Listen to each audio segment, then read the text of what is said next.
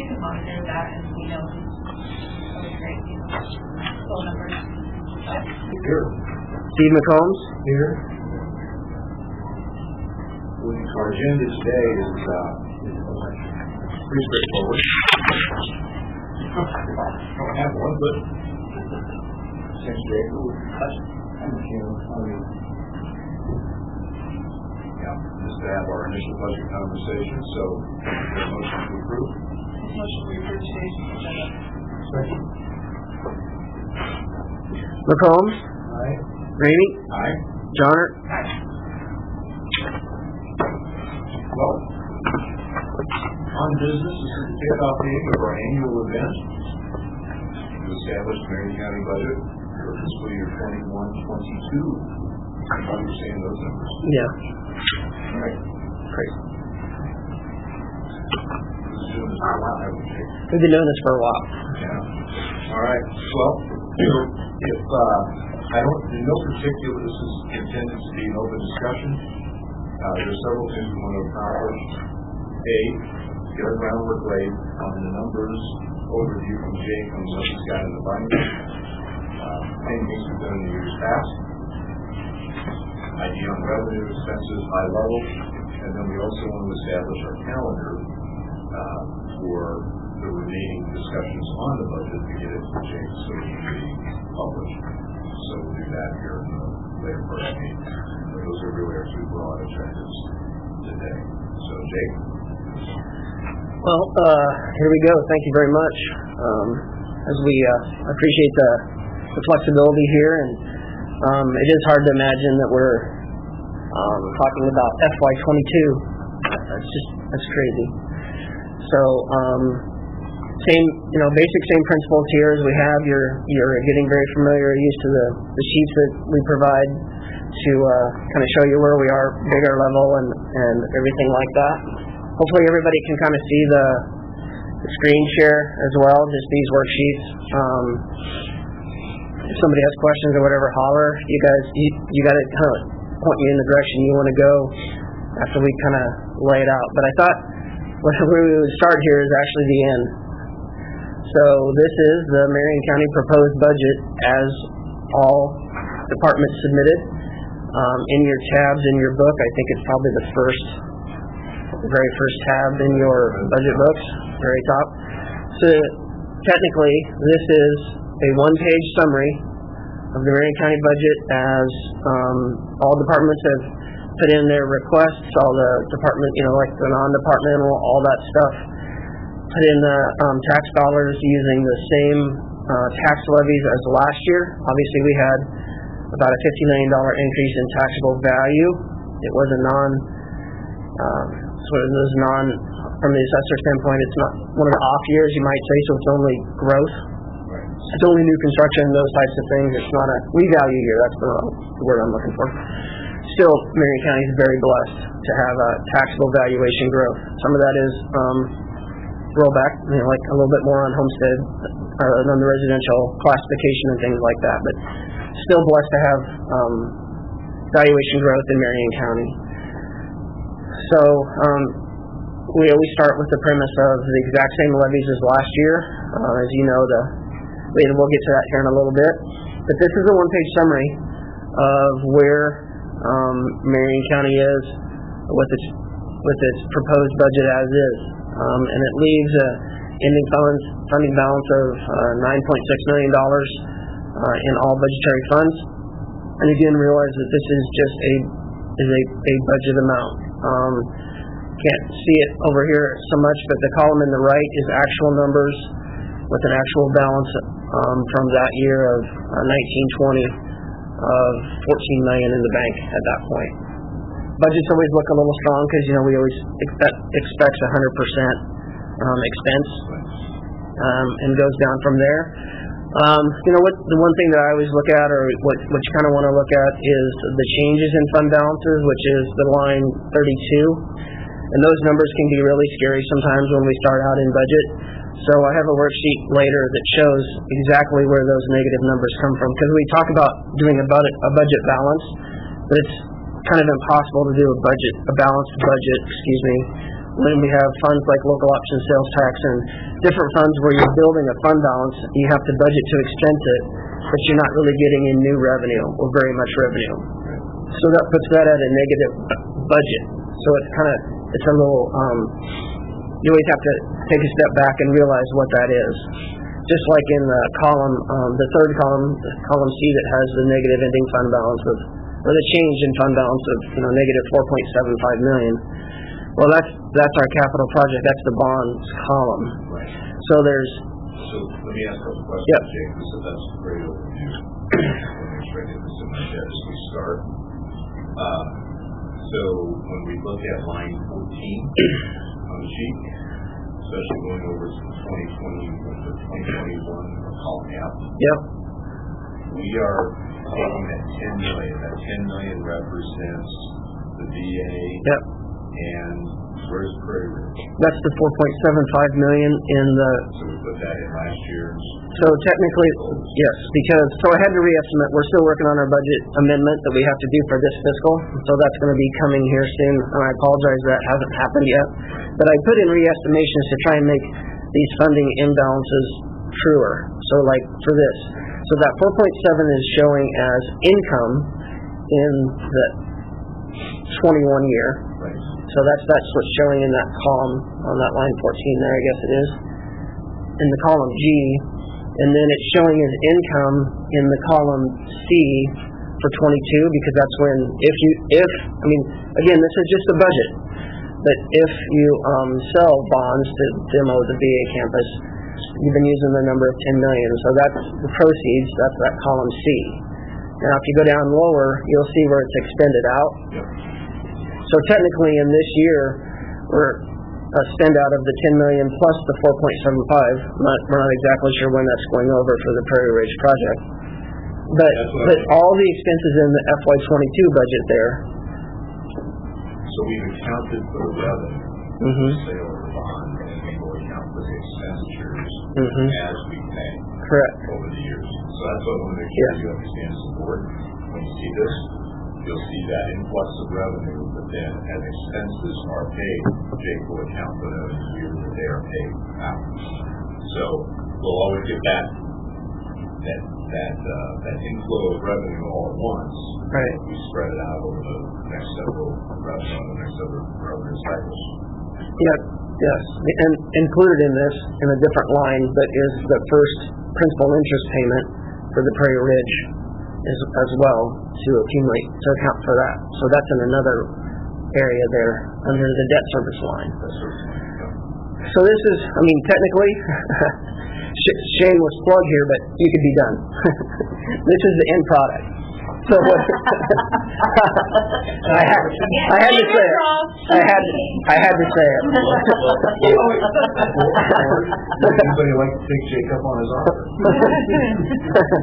Not Jake, sorry, I'm not. Okay. All right. Well, I tried. For the record. Ultimately, as you guys, if whatever discussions come forward in the next few weeks, we're going to end back to a sheet just like this. Yep. So any changes you make, if there are any changes, will reflect through. And basically, this is a summary that goes all the way down to the individual lines that the departments, or you guys, non-departmental and the ones that you guys oversee. It's those individual line items that all get accumulated into this summary. So if you make a $100 change somewhere, that will flow through to this. Okay? So there's the proposed summary in a nutshell. Board, any questions for Jake on the summary numbers? And I guess I'll open it up to, we have some other department heads here, we have some department heads on the phone. It's a good opportunity to have any questions you might have on these numbers. I know Kayla is looking at them intently, as she should. So I just believe just the overall picture. It looks pretty good, I guess. I'm not the numbers guy like you are, but are you pretty comfortable with, revenue and the way that things have been in the past years? Marion County is blessed. We are not going backwards on taxable valuation.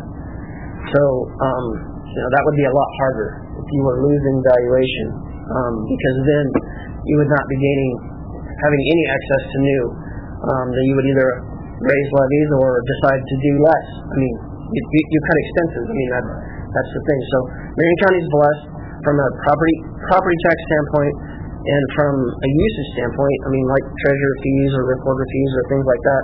Business has been strong, so those fees continue to come in as well. So, we're not going backwards on revenue. I mean, we're very blessed. It doesn't mean that there's all kinds of new. I mean, not ready to build a new jail right now. I mean, that's up to you. But we're very blessed. Local option sales tax increase revenues are increased. Those types of things. So we're gonna have floods for all kinds of new programs. Yeah. Sorry. I missed that one. We're trying to accomplish is started raising the VA, so I think we will increase that tax revenue in the future. Yep. Absolutely. That $10 million, is that affecting that 9.9 fund balance, cumulative fund balance, or does that not factor in? Because it's only $10 million revenue, right? Yeah. So is that factoring into that 9.06 million? No, because it has a beginning fund balance of 4.75. So no, the only thing it's the bottom column add across is the 9.6. So your big number that's really, I think, driving that down, Tyler, is you. 27. Say that again. Capital projects. We're really looking at the difference that you're pointing out right here. That difference right there. Oh yeah. That's it right there. Yeah. Okay. So major change. I think we've got courthouse in there. Yep. Correct. Yeah. Well, and that big number includes those. Yeah, we have a number later I can show you on that expense, that operational expense that kind of shows it without with the bond issues. Right. And just to clarify, we don't need a new jail. That was no joking on that. I just want to make sure I know about that. You're doing a good job for what we have. Maybe a few years down the road. That $10 million is not in that number. Correct? And what number are we looking at there? $10 million is not in the 43. It is. 17, I'm sorry. The $10 million. The $10 million up here. I gotta get to my sheet. It is not in the 17.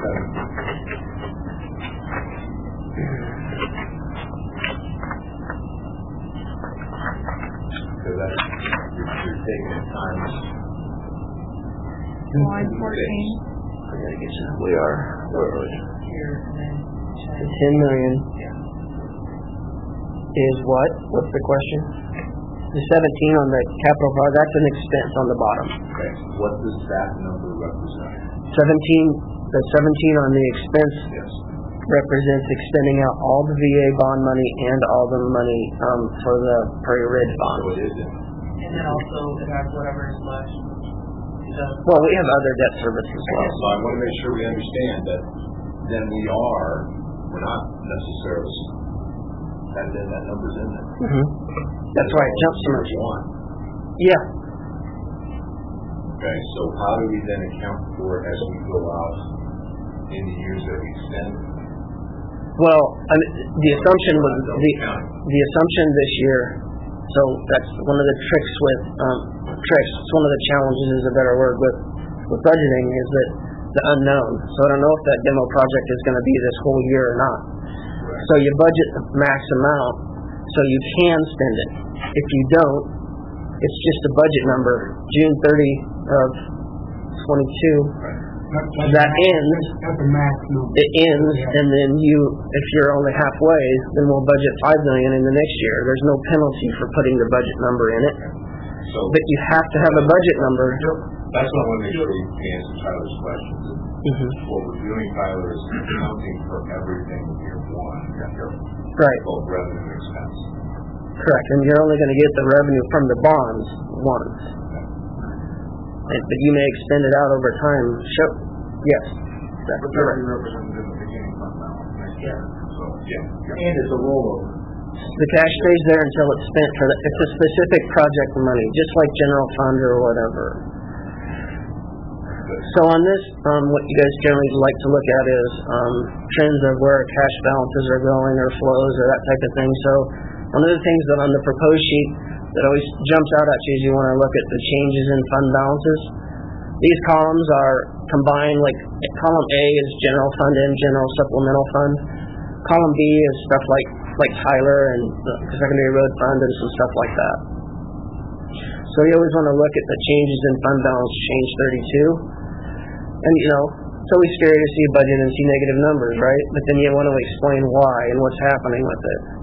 So if you're okay moving forward from this sheet, I am going to jump in just for 1 second. This was also a final part of the preliminary final budget forms that get signed and turned into the state.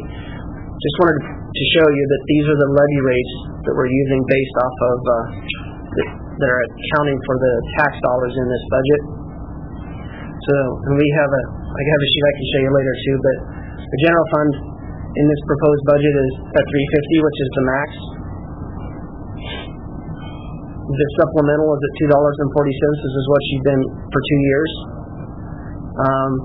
The debt service is up to 72 cents, and that's because of the Prairie Ridge issuance, right?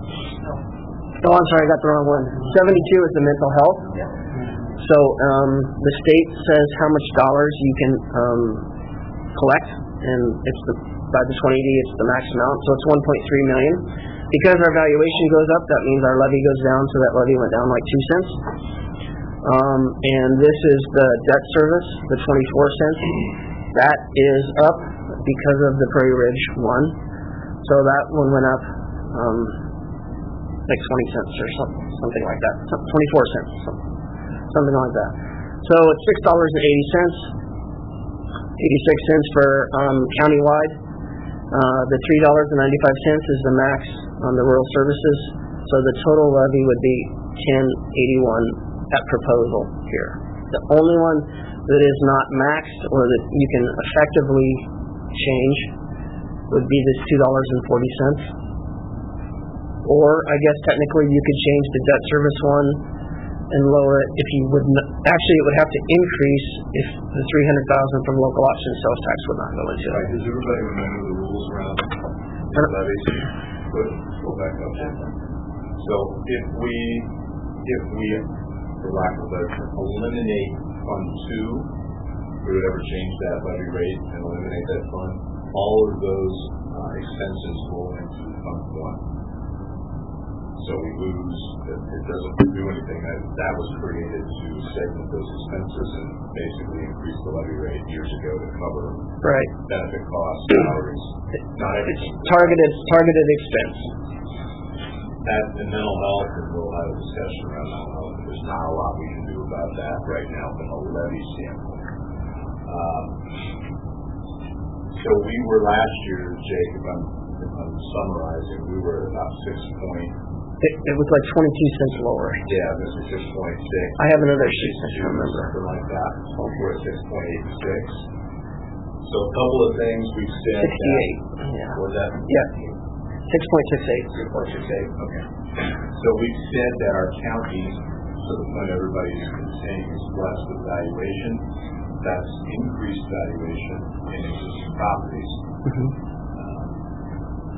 We made a conscious decision as a board to use that prosperity to help fund these projects, Prairie Ridge and the VA. These are big projects. And right now, this incorporates Prairie Ridge only, Jake? Sorry, what's that? This incorporates Prairie Ridge? Yes. Okay. The first principal and interest is included in the debt service levy. Okay. So when we add the VA, that will change as well? Yes, sir. But we were able to manage it. We think our residents can manage it. We know it's asking a lot from them in these times. But we have another way to grow. We've said that over and over again. I think we have to keep that in mind as we work through this budget. I believe you guys can have your own views on this. We're at an economic tipping point.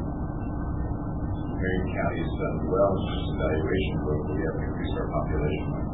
So if you don't add people, you're just relying on the current pace of special private property to grow. Well, what happens when it doesn't? go the other way. So it feels really good when you have artificial interest rates and printing of money and zero inflation. But when it goes the other way, it won't feel so good. So we have to grow. We have to grow in a reasonable way. We have to attract businesses. We have to attract people. If we want to support the kind of lifestyle our residents like, that goes to the type of law enforcement we have, the kind of services we use in our courthouse, the updating of our courthouse, roads, bridges, parks. That costs money.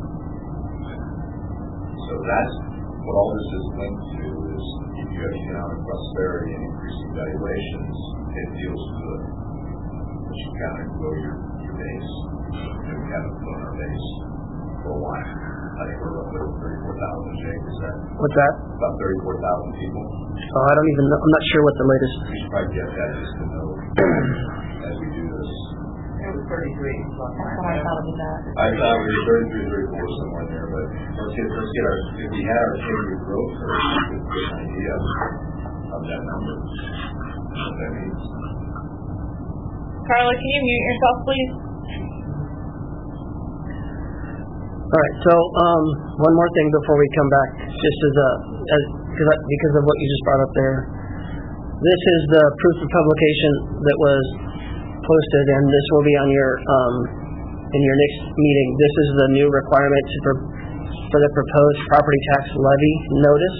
So this was the additional notice and public hearing that all counties and cities have to hold prior to actually your budget. And this has to be done at minimum 10 days before you consider budget. So we're doing it in first meeting in February. So basically what you have to show here is the maximum amount of tax dollars that the county will ask for. And so we put that in at the levies equal to last year, at the new valuations. So you can't ask for more than this unless we republish, which we can. So this only applies to general supplemental, and rural. It does not affect mental health or debt service. So here's the proposed change in tax ask countywide for those funds.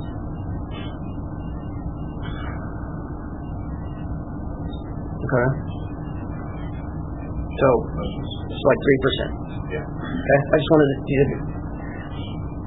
All right. So we're going to go back, and what I think, unless you guys tell me different, the concern always is to look at the negative number in the change balance.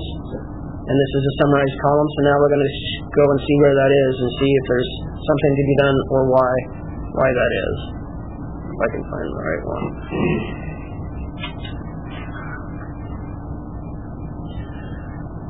Okay, so version 1. Balancing back to that sheet we just had. So this is all the different funds that we operate or use in the county. And Michaela has to keep the dollars separate for all of these different funds and track them. And then we do expenses out of these funds, and some of them flow through the different departments. But these are funds, not departments, okay? Right. So, general fund has a positive growth on the first proposed budget. But you go through and you look for the big negatives. The law enforcement memorial one is just so they don't get new money in, but they want to be able to spend anything they have. So I mean, it's like a negative 15,000. That's a minimal thing just to try and be able to use what they have. The first big number we have is the capital improvements fund, which is the fund that the sale of the county farm went into. So you guys used 500,000 of that in the elevator project. So there leaves a balance. It's showing a negative balance here because you have to budget for it if you want to be able to spend it.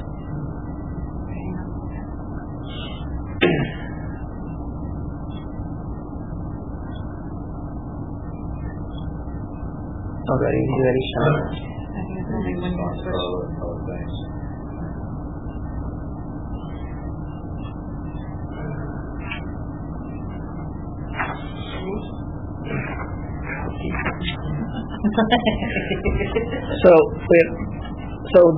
The negative capital improvements fund is just simply you have to budget to be able to use what you have in the bank. So that's the negative 170,000, whatever.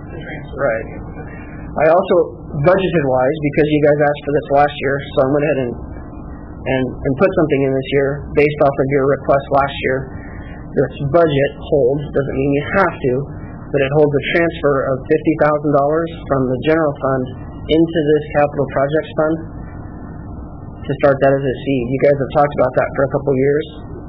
I wasn't sure what amount you wanted, but kind of setting up towards the capital projects fund. I don't know if that was enough money. I don't know if that's enough or not, but this proposal, this version 1 has that in it. Okay, so it's $50,000 into that fund. General supplemental. By the way, the ones that are in gold, those are the ones that you guys control with levy. All the rest are just outside revenues or fees or something like that. So as you can see in the general supplemental in this initial, it's about a break even, which there's only certain things that can be used in the general supplemental, mostly benefits and insurance.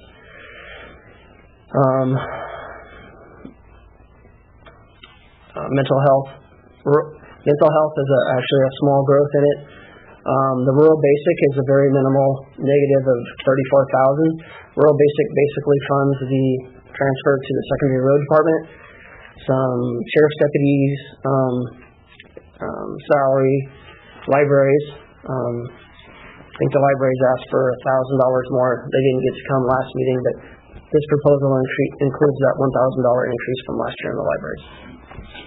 It can change. It's just what's in the initial thing. It's going on down to looking for big numbers. The biggest number you see there is the line 19, the secondary road, which was the second column in the prior. It's a special revenue fund, and that's Tyler, and he's here, and he manages that very well. And if he wants to, if you guys want him to, he can explain that. This is very common every year that it looks like a negative because he has a fund balance. He doesn't usually do all of his projects, and I don't want to speak for him anymore, but that's a big negative, but it's explainable and under control from Tyler's perspective. Yeah, I mean, because of COVID, I've told you on a couple of occasions we saved about $650,000 that we were planning to expend at the end of FY20 and didn't, so that increased our fund balance. We're currently carrying about $2.35 million fund balance, which we're going to use that down to 1.3. The $1 million deficit reduction in fund balance that you're seeing there. So, and we can definitely go into detail later about what all is from.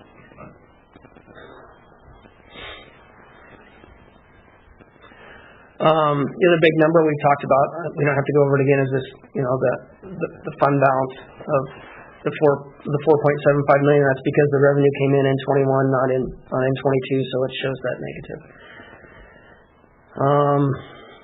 Conservation trustee he has money completely under control there. That's not an issue. So when we looked at those negative numbers on that sheet number 1, they're alarming, but then when you go and look through, are they ones that you levy for or not, or what are they, then they're quite explainable.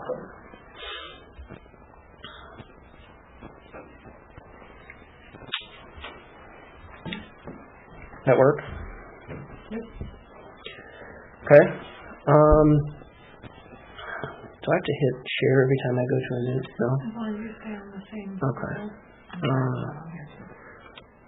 This is the sheet just to show you the levies. We were talking about that a little bit ago.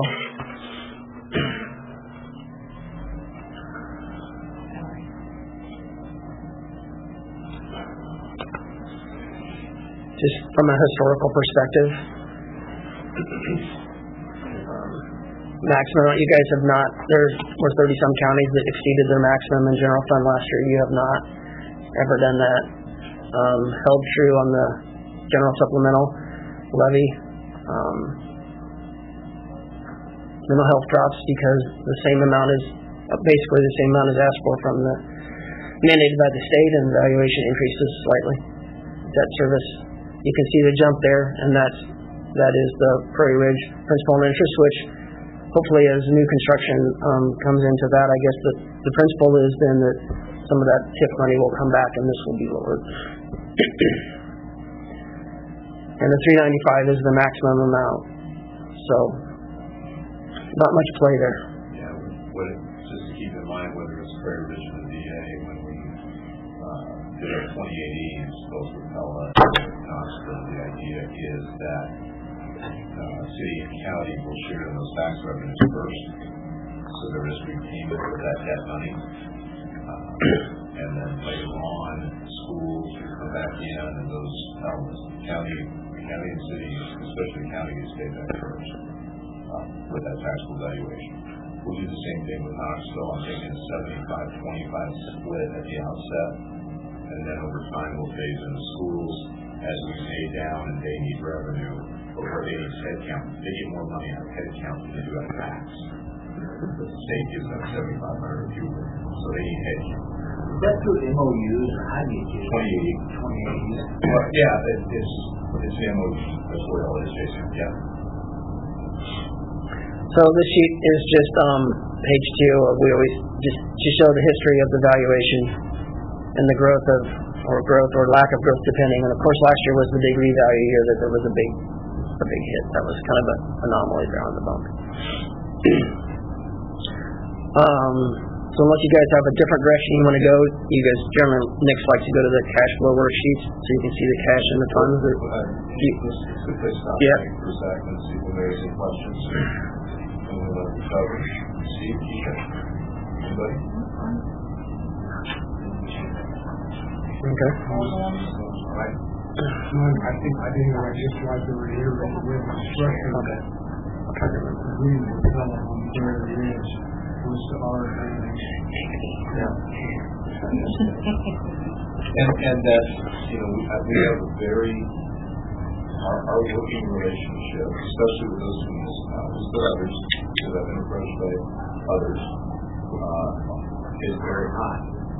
It's in a very good position. We need to grow. We need to be able to fund the growth somehow. I wish we could get large track builders to just come to Marion County and put in all the infrastructure on the time, but they won't do it. Not really. So maybe that will change in time. So we'll see. So then I go here. Hopefully everything that we're trying to do now, broadband and everything else, that's going to be a little more conducive. I don't know that I got this. Can I? Yeah. I think that's a good point, thinking about people in rural areas and come to Marion County, have a great quality of life, and start the businesses. Here. This one.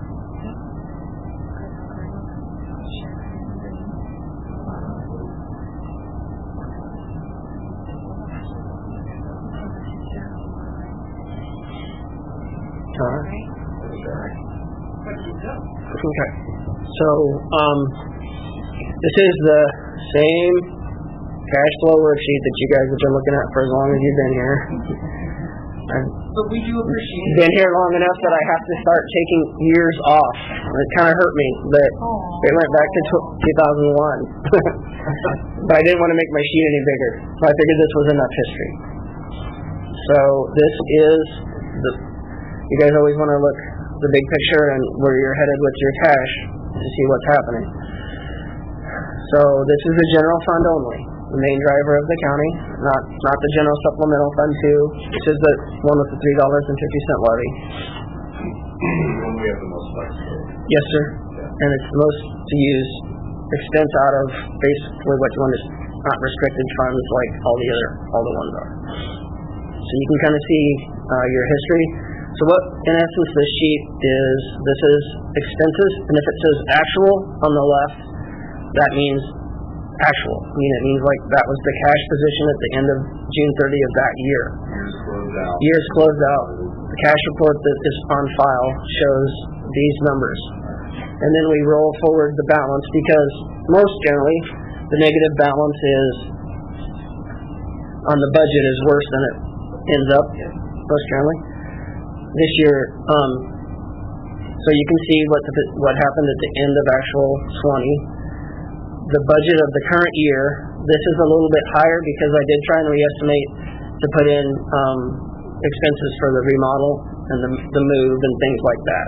That will be reflective in our amendment that we do, but to try and show you guys true fund balance position so you kind of knew where you were, I tried to reestimate some of those, and the reestimations are based on actual, basically expenses we've incurred already. From that standpoint, now we'll still have, it also assumes that everybody's going to use 100% of their budget, and most generally it's 90 to 92 or 3, something like that. So I would not anticipate going backwards 1.6 million, but I thought we needed to reflect those expenses that you guys knew and planned about to use out of Fund 1 and not borrow for that project plus that. So that's why there's that number there. So this column is current budget year with expenses and revenues and ending fund balance. And then this is the proposed budget as submitted by all departments with $3.50 tax levy, all the different miscellaneous revenues, and the net change.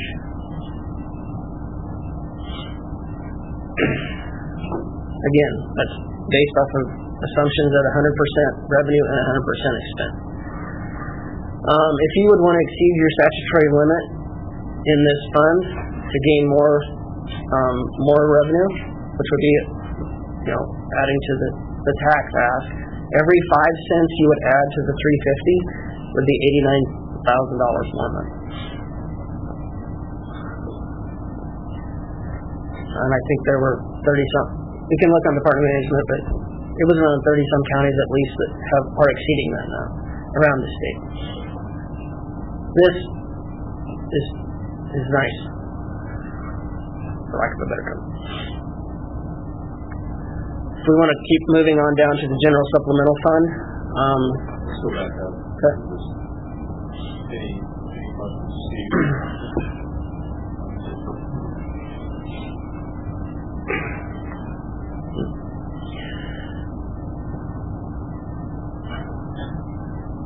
So the General Supplemental Fund is a levying fund. It is one levy that does not have a maximum, but there's like 10 or 12 things that you can use it for. It's restricted use. That mainly being things like employee benefits, insurances,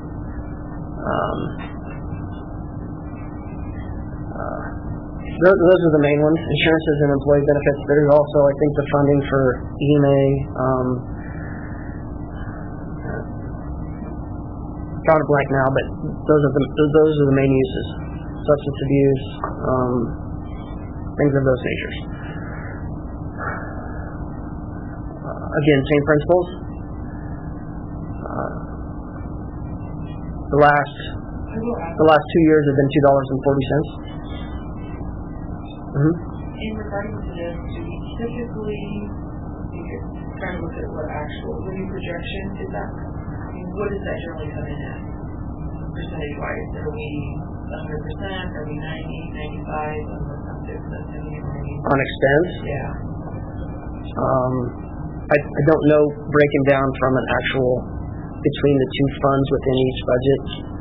Most generally, departments are in the 90 to 93 total usage. I guess I don't know in between each one. I mean, I know that of that. there has been so actual in benefit packages and things. Actual in 1920, the usage was 3.6. I have. Keisha, I can tell you, I'm about $1 million of that $4 million, and for benefits for my employees, and I'm usually about 96% for employee benefits versus my budget. Whereas my overall budget is around 92.5. That helps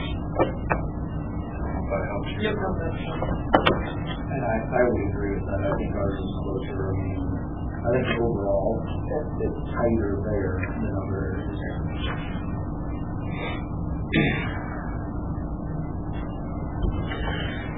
So, again, same principle. I didn't do any re-estimating on this. The only really re-estimating I did was just for the general fund to make sure you have that picture. But I don't go in and look at like benefits or health insurances or anything like that. I don't change anything. Whatever the budget was as is what it was. Plus, already incorporates what we estimate for our increases. Right. Salary increases. So this is a general supplemental fund, Fund 2, at that $1.40 or $2.40 levy.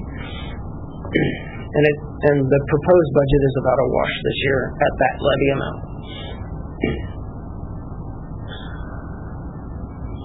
Mental health, sorry about that. They tell us, you can tell us more about that, Mark, that they set the amount of how much we can levy. We have a 2080 with the cross region, we're to levy the max, and that's historically what we've done. So I don't know. This fund is not in county control. It's controlled by the region for state law. So, our 2080 does require us to, when we entered the region, we were 6 cents under the max. I would not go max right away. We were 32, I think, when we entered the region. And then as we got going and the costs were going up, we went to the maximum like the other counties in our region. We don't have a lot of strong financial counties in the cross region. So that's what we do when it's controlled by the state, and we have to abide by whether it's services we provide or whatever. That's what we've done over the years with this fund, but we don't want to control it anymore. Yeah, and this is a completely restricted usage of funds to the mental health services. So Fund 2 is restricted to certain areas, like we talked about. Fund 1 is the most open. This Fund 10 is restricted to mental health uses. The Rural Services Basic Fund is next. Quick question just on the mental health side, Mark. Is there a way, I mean, since we've increased that, we've maxed that, in certain areas we're not getting what we had bargained for, per se. The access center. Well, yeah. You and I talked about it. Prime example. Yeah. Can that be lowered? I mean, does the cross board make that determination on what we set or what you three set as the county levy? Or can you say, since we're the prominent, 34% or whatever it is, of the makeup of that, and we're not getting the services we thought we were going to get, can you lower that? Not without violating the 2080. So so you're kind of caught. Well, so we went in as an exception. So we went in under every other county had agreed to the max levy. We did not. Right. So I waited about a year and then said we'll abide by the 2080 and get it up to where everybody else is, max levy. To lower it now would be a violation of well, and it would cause a pretty sizable rift in the region. It isn't that we can't do it. I think the bigger issue, Jason, especially on the access center, is that if we're not getting what we want as a region, we have to decide how do we get what we want. The law states, and you know it as well as I do, the services that we have to provide as a region. So maybe it's not lowering the levy, maybe it's redirecting where we're getting that service. And that's what Rachel is working on. Okay. So even when it comes to access centers and all the ambiguity around, especially the holding of individuals that law enforcement brings to the access center, she is working on alternatives for that right now. Because, as you saw, laws aren't going to pass. They're not even going to pass. The federal rules around that, there's just too much vagary that they're just not going to get there. And the legislature can't just pass a law and fix it. That's where they're wrong. They need a legal opinion from the feds and the AG to say, you can do this in this way. For an access center like we have. If we had a hospital, it'd be a different story. But we don't. We we don't have that, and none of our hospitals want to do it. So this is more than just like legislative fix.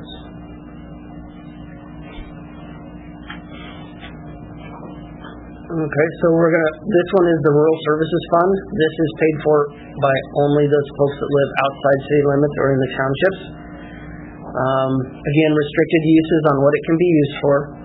And the main use of this fund is to do the secondary road transfer, which is basically the county's main funding portion to the secondary road fund.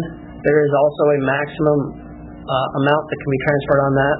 This budget holds the maximum amount that can be transferred from this fund to the secondary road fund. There's a minimum amount to a minimum and a maximum, right?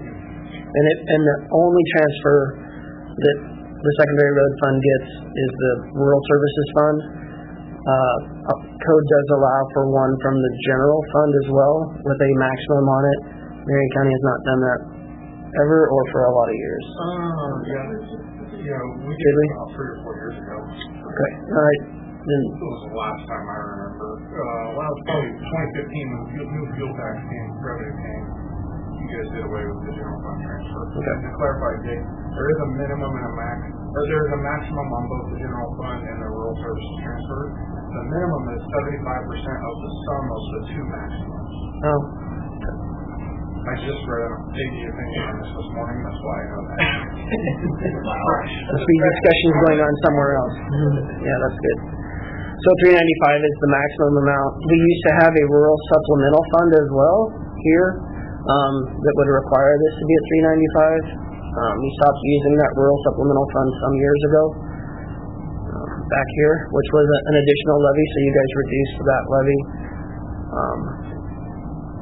So $395 is the max, I guess.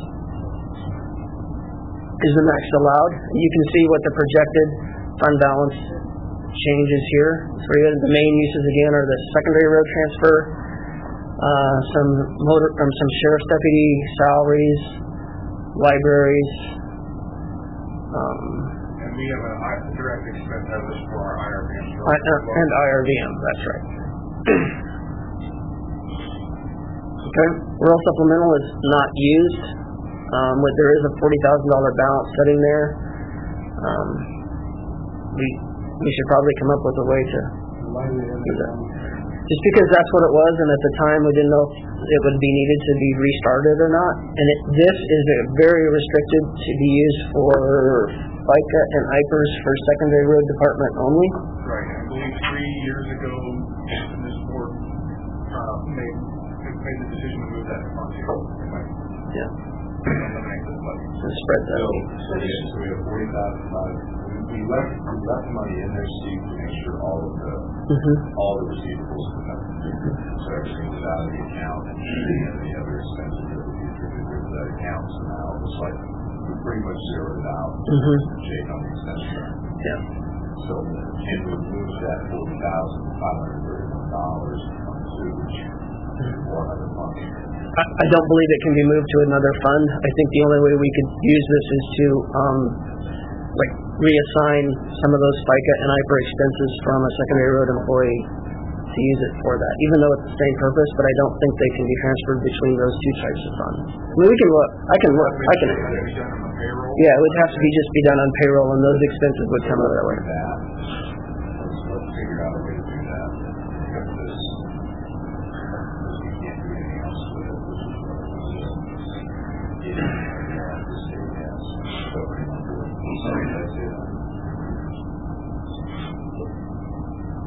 Yes, you do. You agree? So, I agree. so I'm not showing any expense out of that fund here. So what I would do, at least from a budgeting standpoint for FY22, then is build some expense in so you could actually do that, and then the mechanics shouldn't be too difficult. But we would need to show that in there. Debt service fund is pretty straightforward. This is we have like 3 years left, or I think it's like 3 or 4 years left on the law enforcement center. And then this is the first year that we needed to do principal and interest for the Prairie Ridge. You can see what the levies are here. Give me 4 years left on the LEP. It's 3 or 4. I always get confused in what year I'm in. So. June 24, that's the last 24 we're done. How much is left? Something like that. Yeah, million and a half. Yeah, I think it was not enough that E.A. Davidson decided not even to refinance it. So this levy, I don't feel the only way you could affect this levy is if you didn't move the $300,000 from local option sales tax. That would then require this levy to be increased because we have to make the principal and interest payments. We'll go to local option. Local option. With COVID this year and all the... We can actually, we'll transition, that's a good transition into that next, just to show you where we are on that, if that's all right. Finish this fund and then... Yeah. And this is Tyler's, he explains...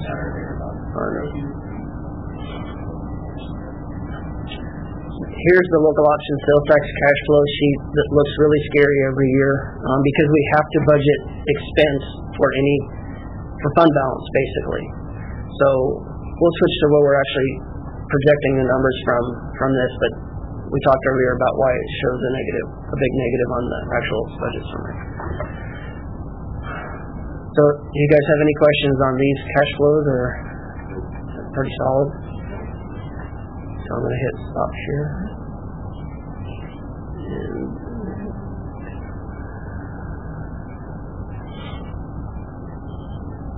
I don't know if I don't have them all open.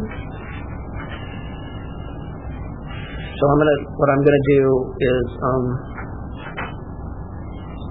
get a local option sales tax. Just sheet up here for you.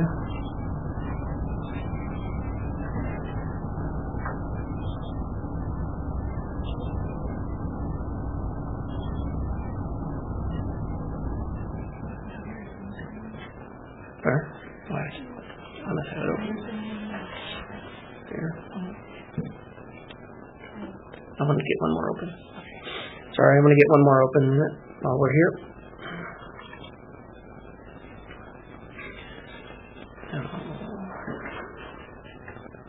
Here, here, and here.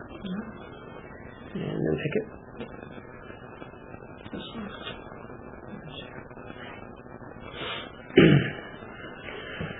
Okay, so transitioning into the local option sales taxes for a little bit. So we have a couple different phases I just want to share with you and show you, or like what's in the budget for this time, and you have some flexibility on.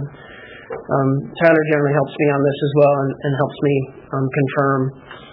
But local option sales tax collections come into the county, and then they get divided into like a capital projects fund, or Fund 29, we call it the local option sales tax fund, or it goes to basically supplement. This is where we always have but supplement cash into different funds. So we're going to get to that second. I just wanted to show you what our projections are first. So the actual beginning balance of the local option, this is half of the part you guys can spend out. Half of the local option, that fund balance was $392,876. Actual balance 7/1 of 20. We were projected $1 million worth of money in 2021, and then the estimated expenses out. And so keep me in the right year because that's this current fiscal year. We have $300,000 going out to supplement the principal and interest payment on the law enforcement center. We've been doing that since the beginning of time. And then the $5,000 Knoxville library grant. Okay? So estimated ending balance for that fund, because at this point, I don't know of any other expenses going out. We didn't use any for the elevator. And you were kind of building it, I think, after discussions with Tyler, going to build this fund for a few years. FY22 revenue, we projected it at $650,000. And I guess why is it higher in the current fiscal year? November is a true-up year. The Department of Revenue sends the receipts to the treasurer each month off of an estimated base, and then in November they do a true-up. Marion County got a very healthy true-up this year on the local option sales tax from the state, and they called and confirmed to make sure that it was correct. So local option sales tax actually receipts increase. So this fund, is it a fairly restricted use, or is there a broad? It's restricted to the use that was on the ballot that was approved by the voters. Right. So whatever was on Which would be? capital improvement projects, secondary. Yeah. That's my question.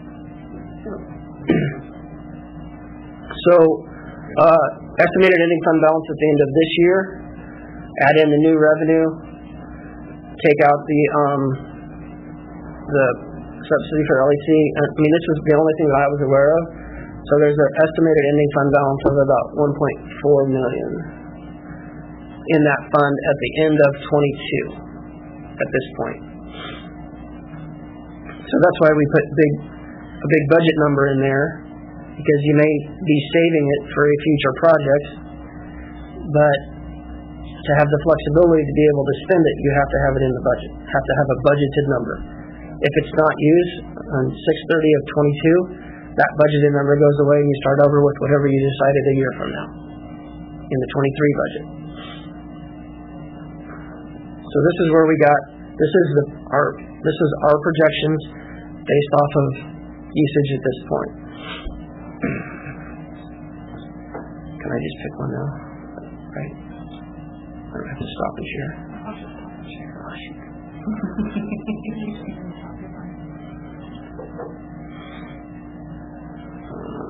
Here. Here. Share. Am I there? Okay, so where do we get those numbers? I go to the Department of Revenue and pull what their estimations are. This is as current as they have available. So this is what goes to each entity in Marion County for local option sales tax. The cities and then the unincorporated areas.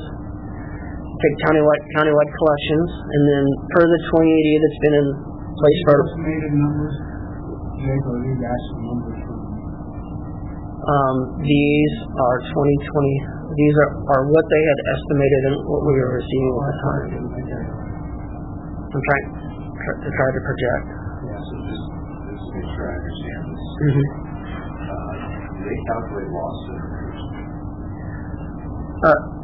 They calculate loss in arrears. So we go get this from the state. And the only reason I ask is, you've got fairly consistent numbers here. This is all 20, right?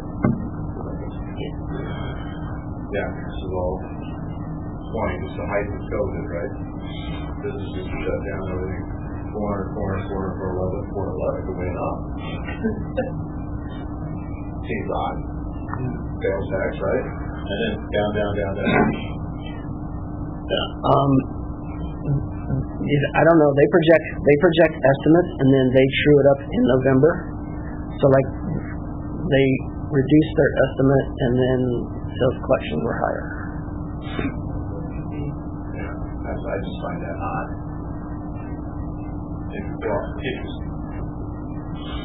And I'm not. No, but this all comes from the state, right? Yeah, and this isn't. I'm not saying this was actual collections because this was their projection that we used. State projections based on what they think our collections. Right. Wasn't there something that they had changed the projections though as far as online sales collection of local option sales tax? Well, I think that's actually what drove the collections actually higher. I'm not sure why these projections decreased at that point. Are the 20 numbers actual numbers? This is not from our county treasurer. This is from the Department of Revenue website that they projected out for a year. This is the last information available that they had. That's an interesting question, Mark. Right. It comes out of that's right. It comes out of a revenue estimation committee. I don't think it's any way those are actual.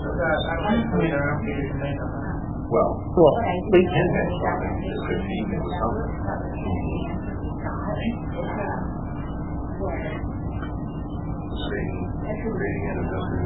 our state budget based on. You don't think So- we'll project and then, we'll get that one increase in the next projection? So this is kind of how we get to what we have to try and project for a budget amount. Per the 28E, this is the amount that's distributed to the two cities. Yeah. So we're based off of this, we're using the 1.3 in the budget. What you guys have flexibility to do, I just wanted to show you what's in this version 1, is how much is going, here's the 650 we showed earlier. So at this point, this budget holds 30% of the remaining going to the general fund and 20% to the general sub. So these two numbers are showing as revenues into those two funds. Okay? And it's been 30 and 20 for some time.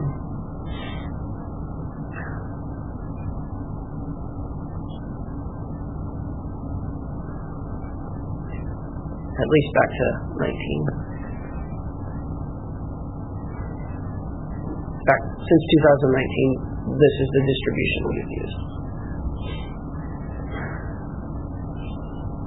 And this does require a resolution when we consider the final budget. This is one of the resolutions is this distribution amount. Because the treasurer, I'm speaking like the treasurer, like she's not sitting here, but Michaela needs to know when she gets these collections what fund to put it into. I know we'll get to this when we dig into this in more detail, but what interest rate are we getting on our IMI? Not great. Yeah, I wasn't expecting you to say like 5. Give me a ballpark. This is a lot more fun conversation to have when interest rates are really good. Yeah. You know, if we're getting 0.55% right now, I'm pretty happy with that. That's terrible. Yeah. Yeah. Correct. And then we'll raise by Bitcoin.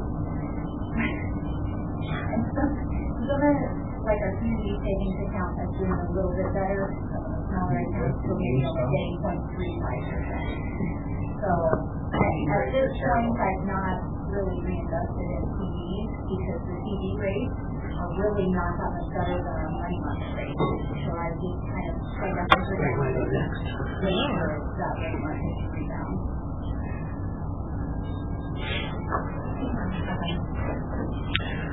And I say that half joking. Did you hear what Miami's trying to do? So They're trying to get further funds into cryptocurrency. They have no return on anything. I know people will go, You know, and the flip side of that is that interest rates have been really low for borrowing money. So people have gone crazy over purchasing new vehicles the last year, which has been a boom for our office. What I get concerned about a little bit, Michaela, and I don't know, it's something, I know you watch it, I know you do a great job getting the best interest rate we can in this environment, but you know this because you and I have talked about it, but these are artificial rates driven by artificial monetary policy, and one day it's going to change.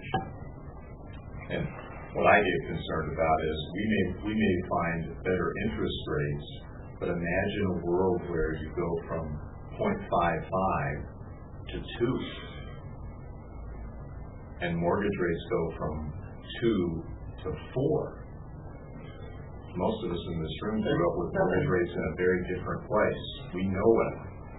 The national historic average is 7%. Well, most of the borrowers who are younger than us have never dealt with a rate above 4. Imagine what happens to all these sales when it goes and doubles, but it's only 4%. Don't come down. I worry about this, especially when we talk about valuations, we talk about growth, we talk about those things. That doesn't sound like much for us because we remember the 70s where you had double-digit everything. 17-18% alone. Yeah, I mean, but anyway, we'll see how it will do that. That's just my commentary. I'm sure that'll excite some people on its own.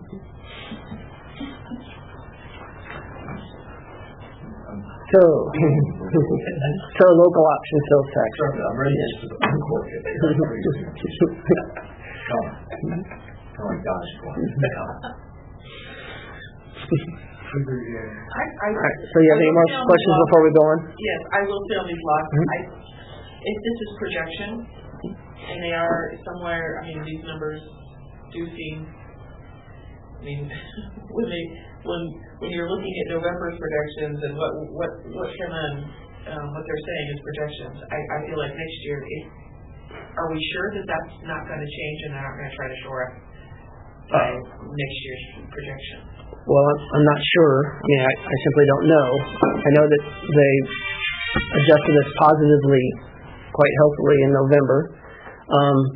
The one nice thing about this aspect is that you're not banking any projects on it right now.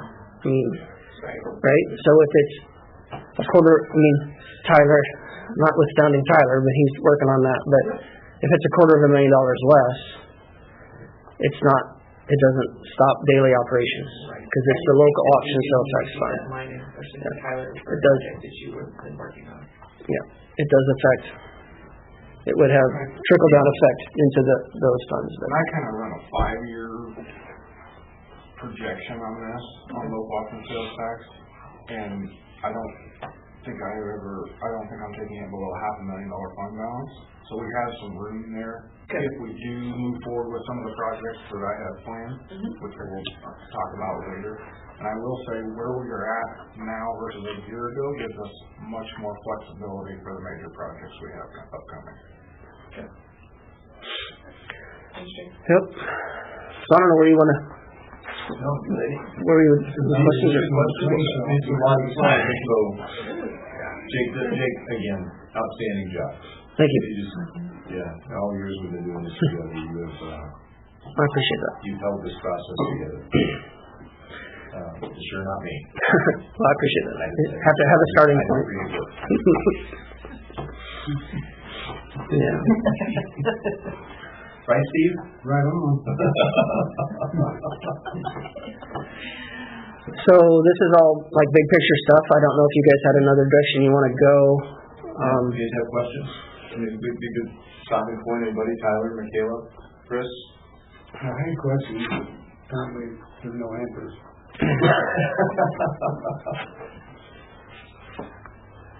I mean, some of this, like we're dealing with, we're looking at numbers right now on projected sales tax revenue, which impact lost funds.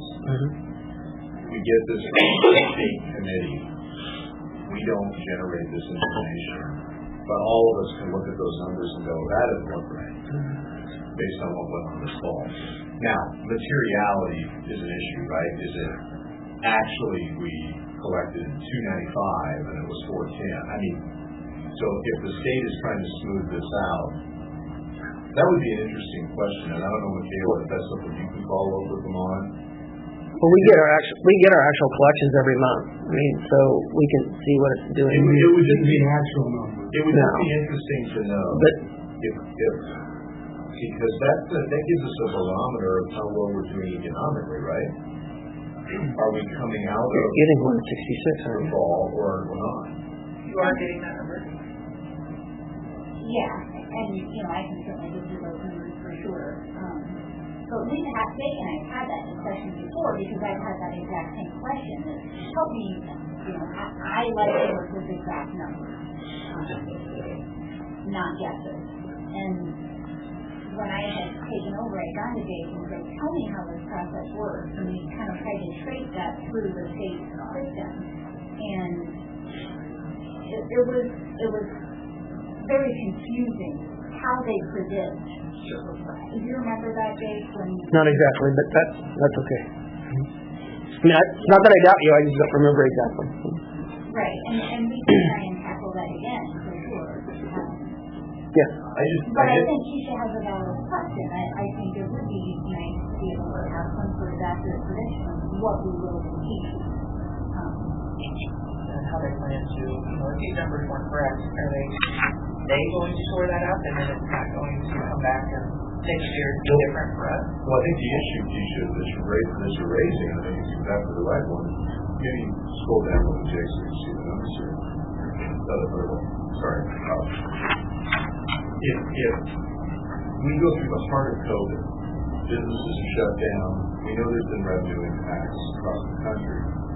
If that actual number, let's pick a month, October, is actually 211, not 411, does that have any impact on us?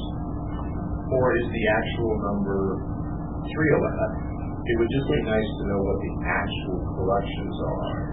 That committee that does this and sends us numbers, do they actually, is that their baseline, or are they doing something with the formula? Yeah. That's what I would like to know. Yeah, they set this to give us the payments for this year, and we would have the actual collection for October of 20. We would have that actual collection. From a budgeting standpoint and trying to figure out what we're going to be looking at for next year, I historically use this, which was their projection for current year, because that's the only projections we have, and it is a budget standpoint. Sure. And if I used actuals, I guess we could, to a certain point, up until January or whatever we have. Is there a true, Jake, in normal years, the projections we get from the state are probably pretty close? They are. In November, we always get that. We've never had to send any. Have we ever had to send any back? No. So we generally get the true up means they give us a secondary payment, which then gets distributed amongst the 28E. This year it was just $400,000, and it's usually we get like 70,000. right. So you raise the issue, right? The issue is if they're giving us money that we didn't collect, are we going to have to send money back? Or is this the day right here? Yeah, That could be. I don't know that we would have to send money back. They would lower our estimates for the next fiscal year. Right there. So I not that materiality becomes I don't want to beat something, but it would be nice to know, because it's an economic barometer, not so much from a budgetary standpoint, it's an economic barometer. What would the impact of COVID truly on our economy, which would be somewhat reflected in sales tax collections? And how are we coming out? And if you just look at it on an artificial basis, and the state saying, we collect all the money and we'll give you, Marion County, your share based on what we think you should get, and then we'll take it back a little bit here, that's not a true reflection of what we're doing in the county. cities that we're really banking on that. Yeah, the amount that they distribute is based off of collections, and then it's the whole formula of valuation and population. So, they're estimating, but the actual payments are based off of actual collection. Now, I have another question. Since we pass local option sales tax and it seems to flow through the state, do we get all of our money, or do they share it with other counties? No, you get it's your own. But they hold it. Until they distribute it to her. What a game. We pass local option sales tax to cover revenue and projects. The state gets to hold it. They give it back to us. Right. Another definition of harmony. Oh, I'm sorry, I said that too. But It would be I don't know how you would set up be some sort of central receiving and where all the businesses, you wouldn't want each business to have to send to every city and every county and those types of things. why not? Well, It's our tax for our stuff. It's not your fault, is it? It's not your problem. no, I know. It's not your problem. No, I get it. Jake, figure out. It's kind of off topic, but where does COVID relief come into play also? For each of the cities or different places, when you look at that, do you ever see that? The one COVID relief payment we got, it came and it went to the general fund. But what I'm saying is, do we ever see what cities get? Oh, I don't know. I would assume that they would have to show that in there as a revenue in their annual report, just like anyone else would. School, city, any government entity would have to show that as a revenue in their receipt. You would think those cities would want to, in relation to this, if somebody got more relief, this is not, it's a whole other discussion, but. Well, it's a fair point though, Jason. It's no different than our impact discussion the other day with Lockheed, right? We get, as you were saying, 5% or something like that out of a pool of how much? $7.5 million. $7.5 million. We're in the same region as Fulton County. Well, guess where most of the money goes? So on CARES Act funding, did they follow a similar formulation? And did we get what we should get? And who decides that? Well, it's a state formula of just passing out money. I think we got like $400,000 or something like that, Jay. From the COVID? Yeah. Yeah. We got like $400,000, Jason, from all of that state funding. Millions of dollars of state funding. Marion County got $400,000. Millions. So, Jake, back to your first page, we can be very confident that number one, that $1,392,000 is the actual balance we have as of 7/1, correct? Are you on local ops and sales tax, Steve? Yes. All right, just share. That's the stop. That's a real number. Correct? It's a real number, it's just what. I'm just asking. You're here, and then I have to do Yeah, that's it. this, The beginning balance, and share, and this. I'd say it's running, there's still 5 months worth of allocation in this current fiscal year Right. they're estimated. But we took our last year's estimation that was like 600,000 or. Well, the beginning balance of 7/1 was 392. Yeah. So that $1 million is an estimate. Yeah. It is, but we bumped that because of the November true-up. Because we're not through this fiscal year yet, Steve. It has to be an estimate. Okay. Yeah, okay. Based off of the collections. Mark, to your economic barometer point, secondary roads is not a great look at the economy as a whole, but it does have a representation, and all along the DOT has been saying kind of plan for the worst, being ultra conservative in their road use tax allocation estimates. When we talked back in May and June, we were looking at possibly 25% reduction in road use tax. Then it went to 15. I think we're still kind of in that 5 to 10 is what they're estimating. However, there are a couple of factors that played in there. Trucking, diesel fuel and trucking has always, since COVID started, has been 10% above normal fuel consumption. And so what they're realizing is diesel fuel and the trucking industry plays a much bigger part in road use tax than what they thought. And then vehicle sales also. So right now, I have not received a monthly allocation that is below my budget, and I'm tracking 4.9% above, which is a 2% budgetary increase over last year. So if that's any type of barometer of how COVID impacted me. That's good. And I guess the only other question I would have is, in that allocation, with all of the COVID relief bills that were passed by the federal government, is there any of those dollars? No. And there's none of that in there? No.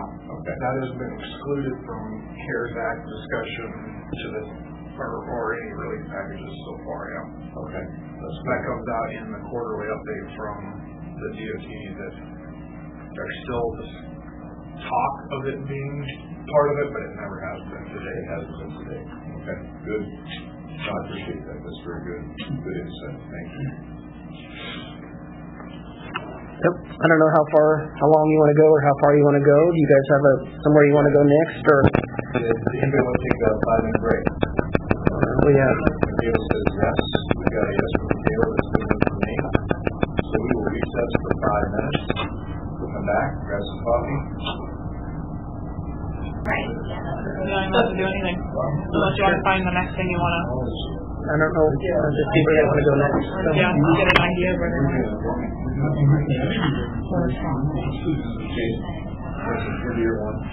Yes. Oh, that whole thing? Are we up?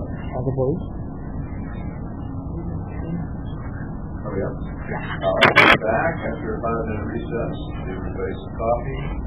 Probably next thing we want to do, Jake, let's high-level talk compensation board recommendations. Some of our high-level health and welfare benefit plan, overall comp proposal for the staff, and then we'll go from there.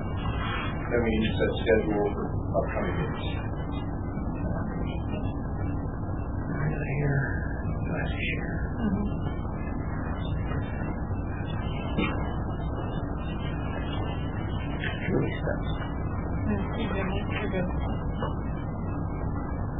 Okay, so I don't know if you want to talk this overall comp board next, if you guys have, I think in your book, there's a tab, or I have the sheets, and historically, you've asked, so the sheet includes the recommendation as presented, and then random changes based off of questions from the prior year. So, what tab's that under, Keisha? Miscellaneous.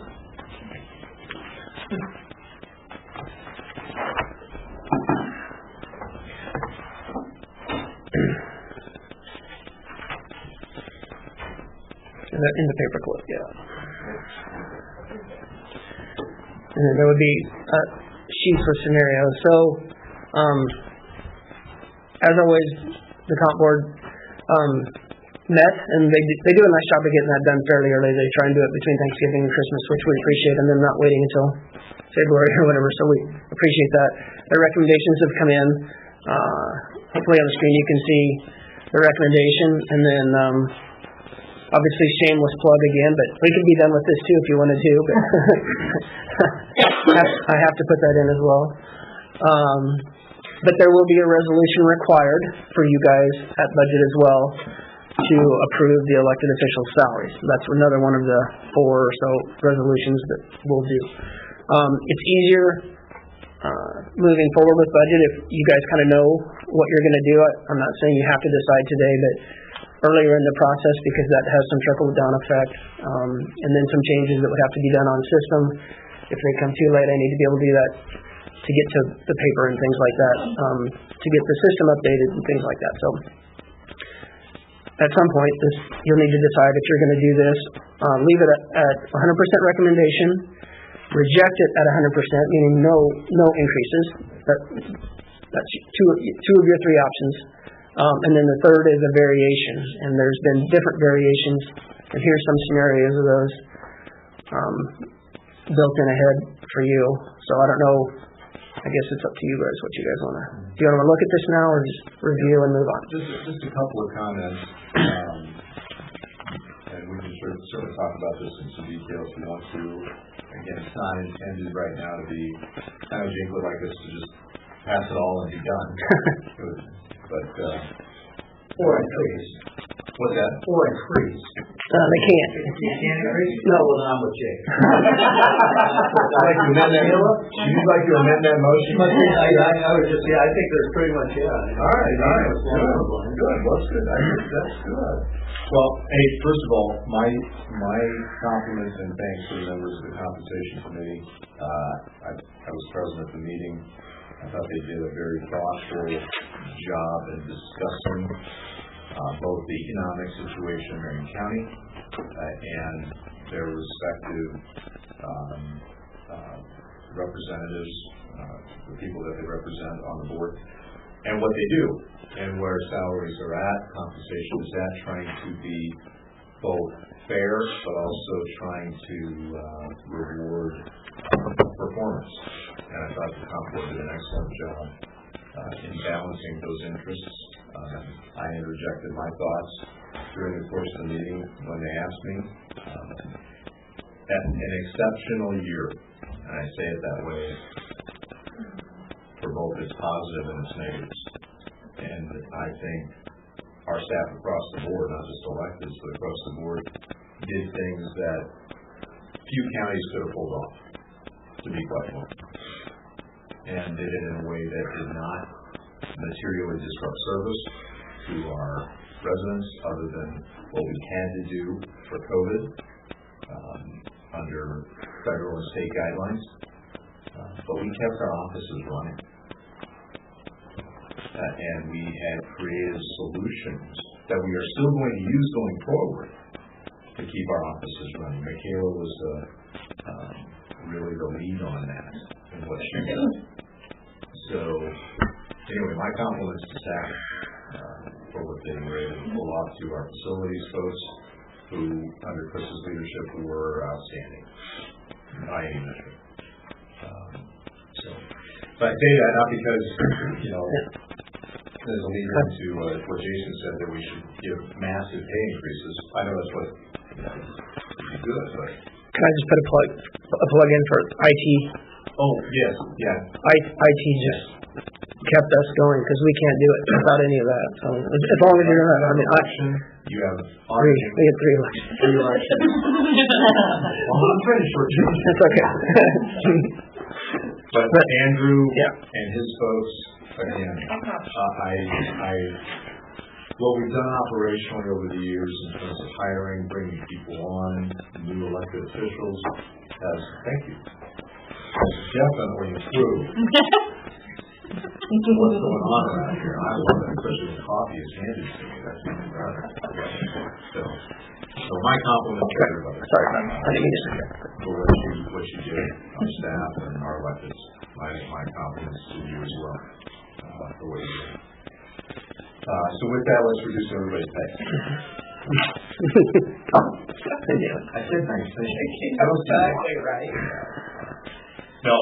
So in coming up with these, this was a conversation between the compensation board and myself as to what might be a reasonable number that both looks at performance but takes into account the fact that all that really grew in Marion County this week when we look at valuations, which is our main driver, how we pay people, property tax, was existing property. So we have to be mindful of that. That's why I say expanding the base is also critical. Here's the other consideration: competitive salaries. Competitive salaries.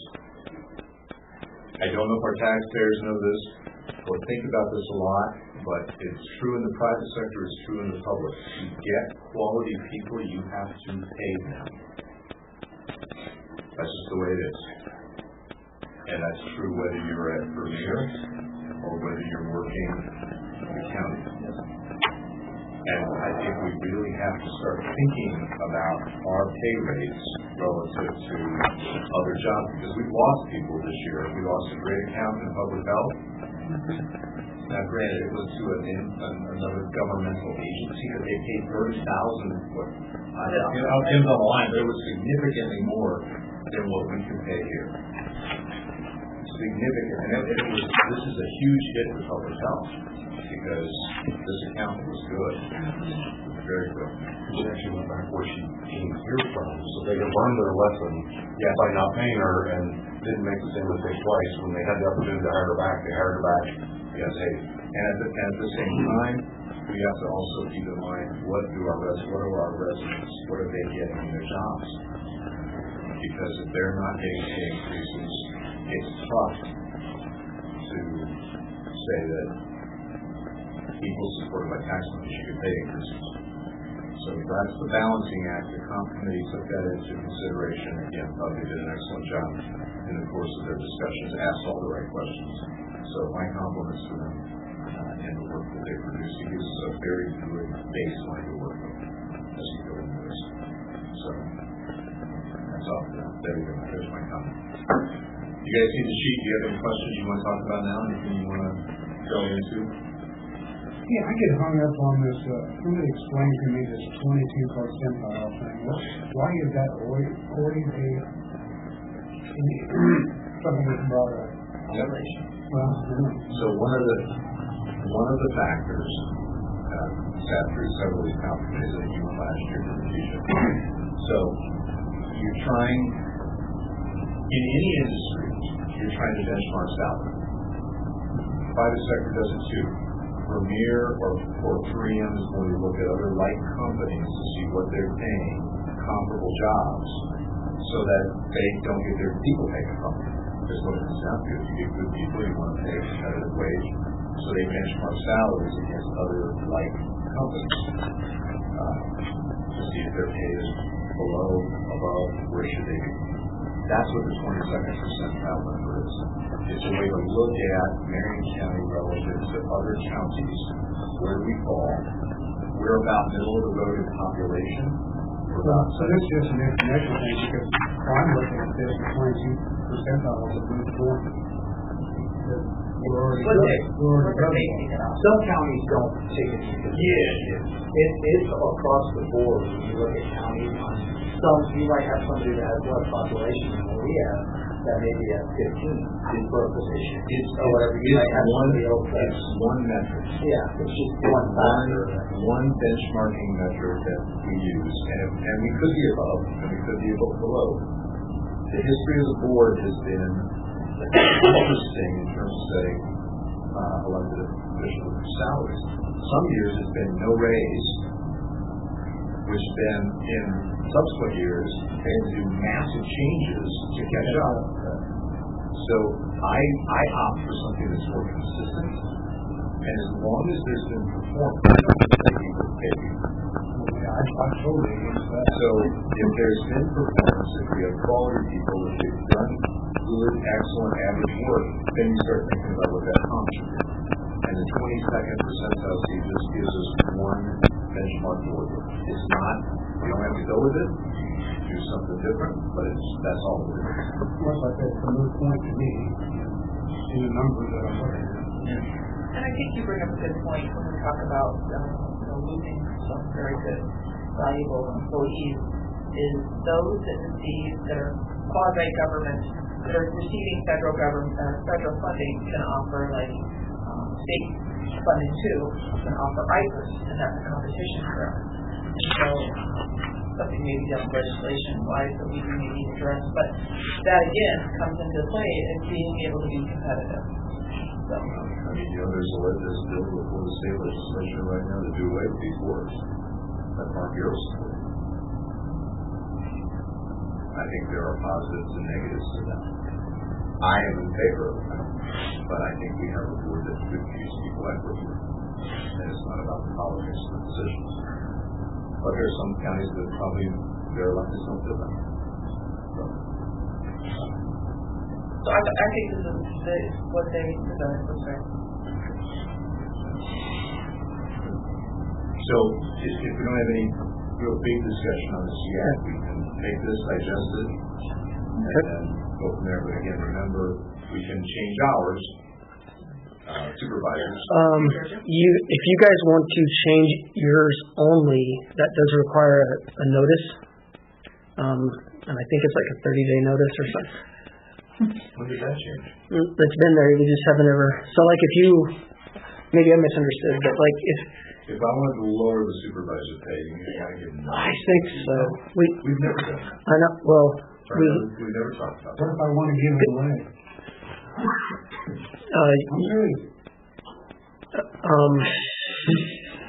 You can give it to whoever. You mean before or after you get your paycheck? No, if I want to share that increase, if we vote on an increase. That's not the way. Good idea, Uncle Steve. Yeah. I think traditionally we haven't done that. Supervisor power was we could reduce all by the same amount. Yes, sir. Percentage or dollar. Yep. Or the only salary line we could reduce unilaterally was the supervisor. I believe that's correct. But I think there's some sort of a notice or a resolution to do that, is what I'm trying to say. Yeah, I will. Because I know we've reduced, in the past we have reduced across the board. Absolutely, yes. Now, so maybe I'm misunderstanding. I know we've done a resolution to do that, to do that adjustment to this. Maybe that's what we're talking about. I think it's not a new brand new process. No.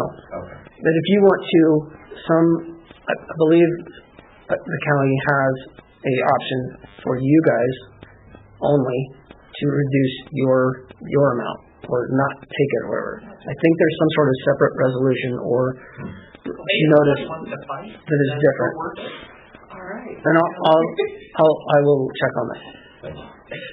Any other questions on this right now, guys, before we get into kind of the broader HR salary discussion?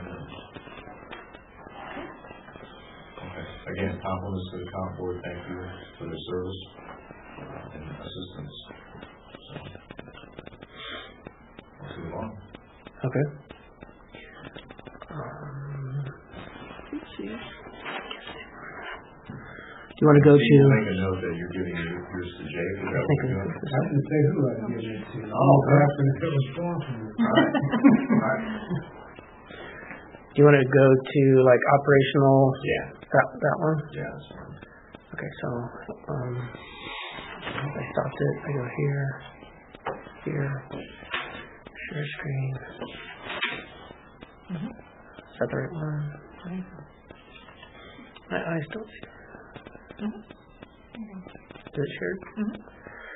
So this is again broad picture if that's the way you want to. You guys, just a breakdown of total budget in 22 versus 21.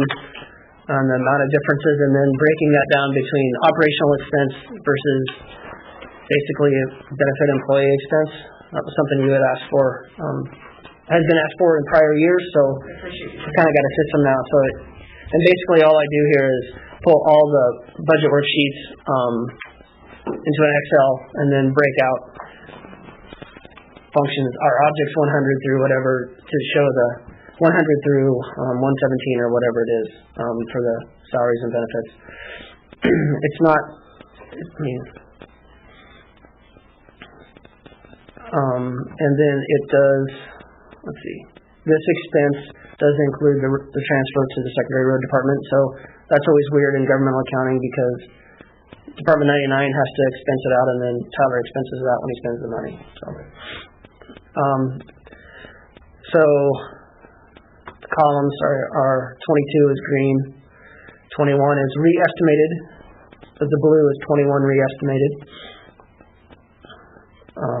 And then break out between employee costs versus operational costs as a total for your totals. And just to kind of see, the non-departmental looks a little funny again, and I use that term with quotations, the word funny, because with being a big number this year, and that's because of those bond expenses again. So if you take right here, this number. Yeah. So if you take that out of Department 99, this would be the Department 99 expense.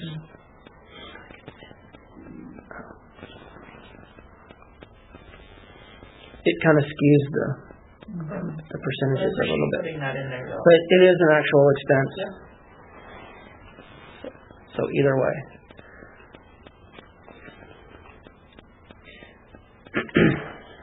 So I don't know. Questions? And this is in your handout. Or your book. So we're looking at about, as far as employee costs, 520.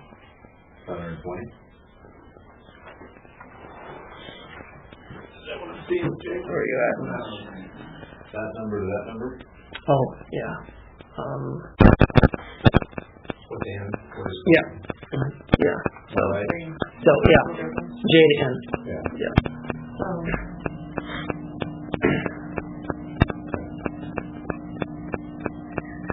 So, I want to make sure I understand my ratios right, based on what you just said. 14. So 14 out of that's going to be what? Whatever the 22 or 21. No. 14. Oh, sorry. Yeah, wrong way. Sorry. 19. Yeah. Sorry. So last year, so everything, you pull all of our projects, our big projects now, we're going from 18 to something like 19. Yeah. And then I'm currently employee costs are going from 13,134 to 13,650. Close? Okay, those are the kind of potential. So think about staffing, salaries, benefits, those things. Those are the numbers we're thinking about. And these are all funds. You gotta pull out. I do think you have to pull out Prairie Ridge and VA from those numbers. You can't think about those numbers. So the actual number is going to be 18,599 and 3363 minus 14. Yeah. Minus this number. Well, this number. Yeah. Oh, sorry. Like that. You have to pull that. So ratio-wise, staying relatively the same. There's not going to be a big difference in this one. Most of this year, it should be. They haven't really materially changed anything. Certainly how we function. Haven't hired much people. Courthouse costs are already factored in. Pretty mild. Those employee numbers, does that include the increased cost and insurance and everything? This is budget as presented. Yes. So this number is salary benefits. Right. Correct. So $516. Yep. So it's $500,000. Is that based on what a salary increase, or what is that summary number that everybody is asking for? This number Should be based on a 10%. This 10% health insurance and roughly a 3% salary. Okay, that's what this number is budgeted number, Steve, and it includes salaries, FICA, IPERS, insurances, everything. And however, I'm just wondering how we come the difference of $500,000, how we're getting to that. and this number is also a budgeted number, not an actual number. Yeah, we're not sure. We're not final. Correct. That always comes after, right?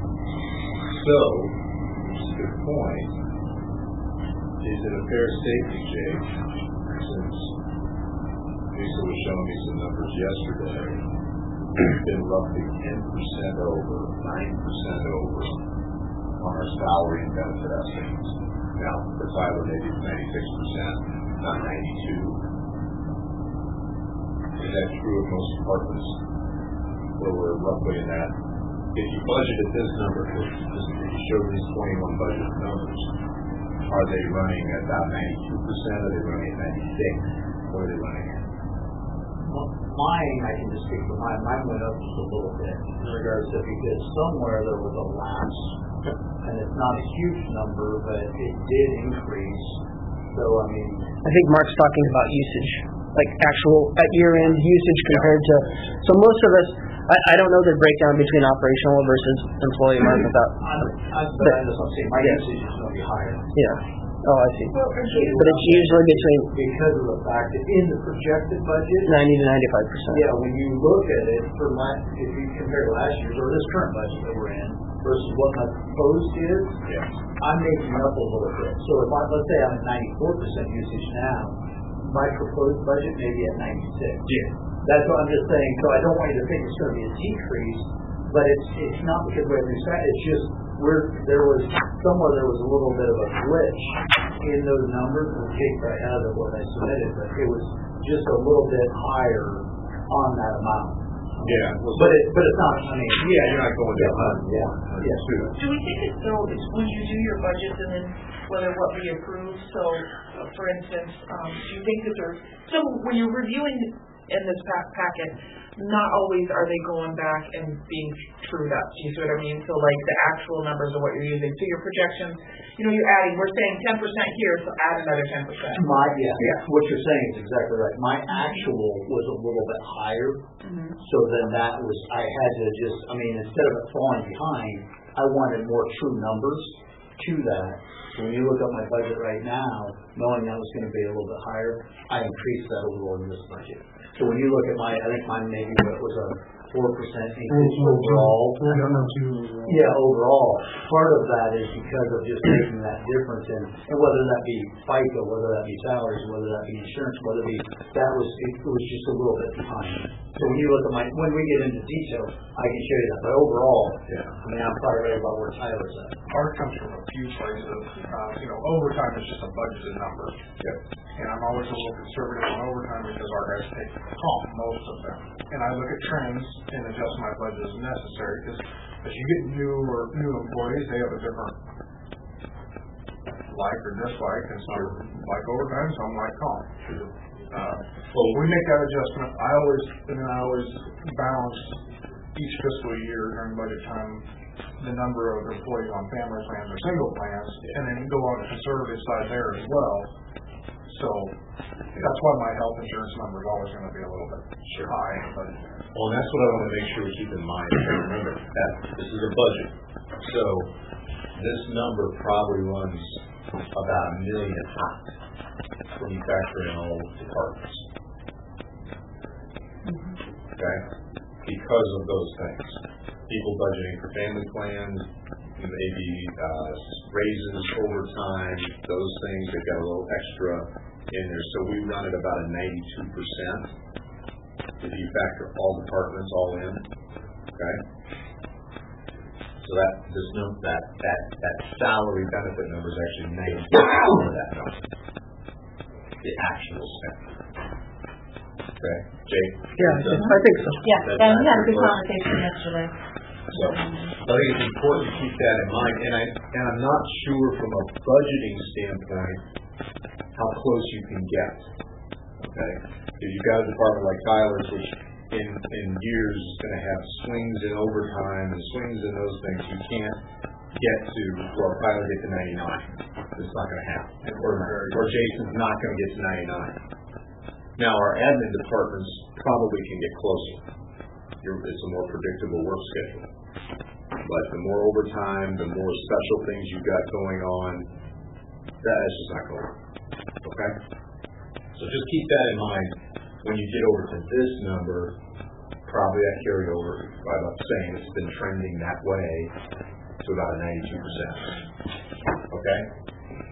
And the only reason I bring it up is when you think about some of our other allocations, it would be nice to have that $1 million to reassign that money instead of holding it sort of in a reserve for salaries and benefits if you're not going to use it. That's the only problem from a budgeting standpoint, is that if we could take that $1 million and, let's say, apply it to debt, right? Yeah, unfortunately you can't, because it's Fund 2 money. It's a separate fund. Just be able to that you can't. lower that levy, yeah. That you can't. Or you could lower levy, but you can't. You can't take it. No, I got you. I'm talking in the private sector world where everything's you're actually free. Yep, gotcha. But to be able to lower that levy, but you're right, Mark. How much percentage is? 10%, and knowing, And that's budgeted. Yeah. And I had a great conversation with Nate yesterday about budgeted cash. But still, it could free up some capacity for you. So as we go through the salary and benefits discussion, I think the thing we look at to see if we can get closer, and we'll see what those margins are by department, will be the courthouse departments. We'll see how far they are. If they're running at 8% here or there, we might be able to tighten that up a little bit. But for Jason and Tyler, Chris, I don't think that's possible. I don't think you can get much closer than they are. Because it's better than having them come back in the middle of the year saying, oh, by the way, we got massive snows, I'm 150% of my overtime, I need money. Having that flexibility reduces budgeting limits. Absolutely. Yeah. Absolutely. So I think what I'm saying is, from our standpoint, the management of those dollars, you would look at departments that have more consistent results. That's the ones you would look at. The other side of it is, they're our biggest departments. Yeah, they're hard to. Right. But you do what you can with this program. All right? Any questions on any of that right now? I appreciate Jake doing this. Big picture helps me be able to just. So health insurance, we built in a 10% increase. Is that right, Jake? Yeah, well, okay, so here I'm going to go to one other sheet. That's our projected. We'll be out on our road right now. So I go there. Here. Just so you know, we're not doing any shopping this year for health insurance. We're sticking with our current provider. We're sticking with our plans. Okay. We're not making any material changes. What is the overall increase the last couple of years from what we have now? Isn't it close to 17%? From what? What the projection from what we have now over the last 2 years, including the 10%? The 10, yeah, last year was about 6. Last year was good. Okay, so 16% increase over those 2 years on. Yeah. I don't know what traditionally the normal market is for that, but it seems high. That would be about normal. Because of Walmart and Well, there's several reasons. It's driven by the fact we have a small pool, and we have several large claims. Large claims. So a small pool, large claims, loss ratio goes up, you get dinged. Yeah, but that's Simple as that. So 17 is about normal industry-wide. Yeah, we're not getting anything different than anybody else. And actually, we've been quite lucky in the past, but we've had low renewals. We've had 2% renewals When people are getting 20. when people were getting 20. This is our highest renewal since I've been on the board. Oh, yeah, that's all. Yeah, that's my point. I didn't know traditionally or historically. We had what are 2s, 3s. We had a 6 last year, and then we got this one. That's because our average median age is up. We're aging. Our claim level is going up as that occurs. That's why. Now, when you think about the cost, we're also accounting that we don't get free insurance. Imagine what that would be if we paid for it all. That $1 million cushion gone. And we would be having a discussion about your budgets in a very different way if we paid 100% of our health insurance like our other state government or county government offices do. How big a factor is age in renewal rate? In the private sector, Tyler, it's about 40% of your rate. Wow. What for governmental? Yeah, I want to say it's somewhere in the 30s. And largely because the counties and state government pay more. So the more you're going to the employees to get money, people are got skin in the game, the more that your population matters on rate. But when the county's going to kick in, like in many counties, 100%, it'll be less of a factor. You still get rate increases. Lisa, have we considered that when we've looked at early retirement in the past? Can't remember. It's been 6 years ago since we did that. As far as how much that would affect the pool? the employer's share of the overall health plan. Was that factored into what? Because it never made sense in direct cost of salaries and benefits from my department to offer any type of early retirement incentive. But if you look at the employer share of health insurance out of Fund 2, does it start to make more sense? Yes. I'll answer that question. Yes.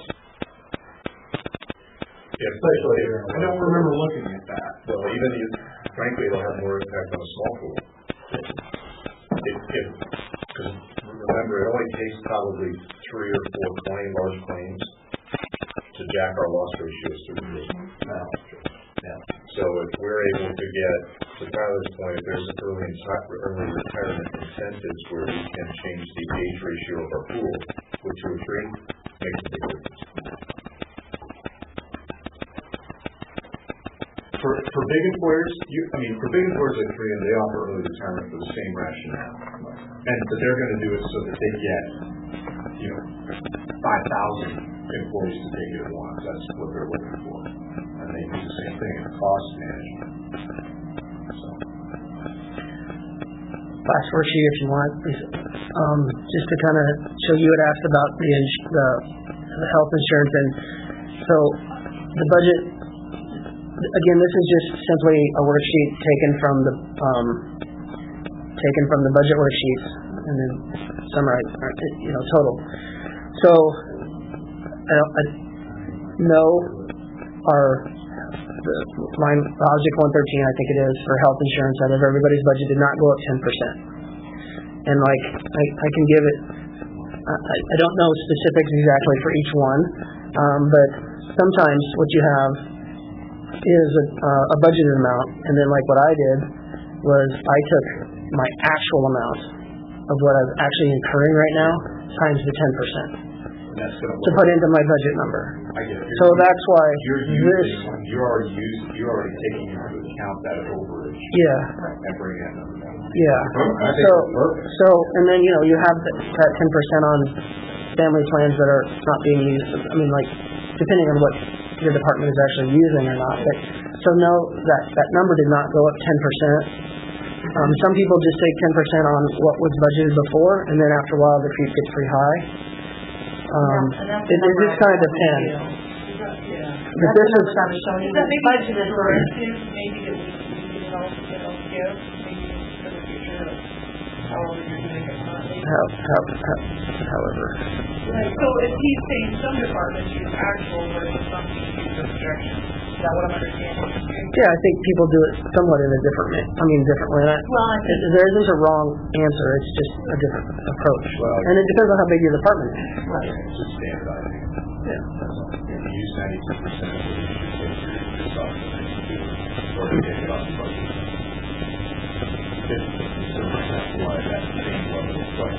Probably that if you take it off 100, I don't know if you get still 3 or financial 3. So the number still sort of stack up over time. So we can mark that. Yes. And this is a part. I mean, it's limited fund to. It's limited for just this. So if a department doesn't use it, they don't use it. Right. So.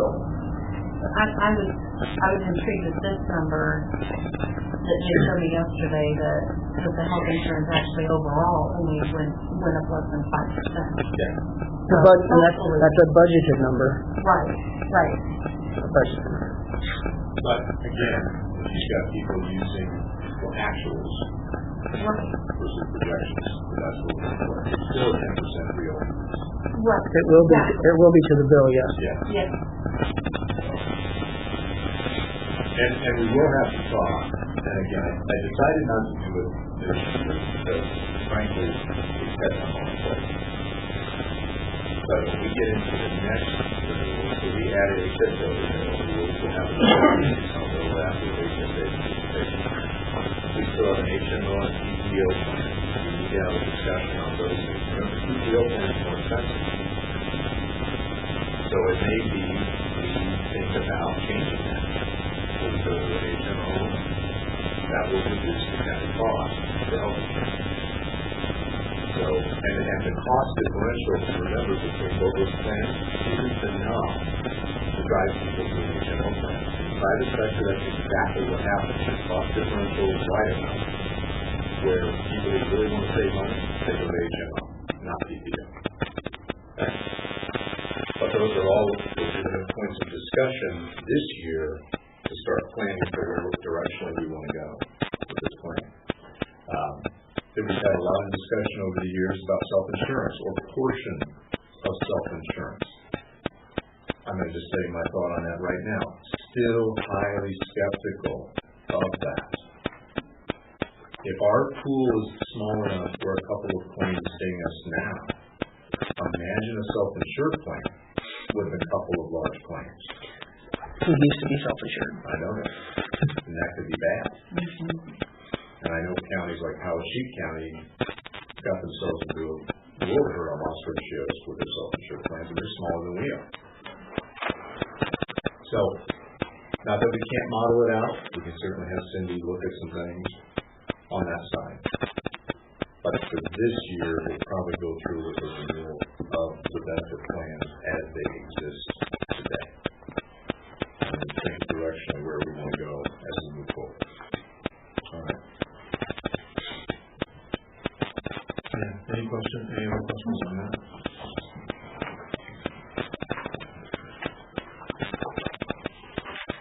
I don't know. Have anything else? Unless you guys have specific questions or want to get into anything else. Nothing else?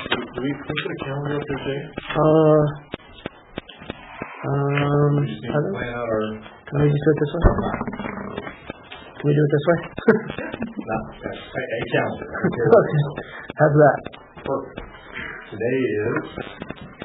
29th. Almost February. So,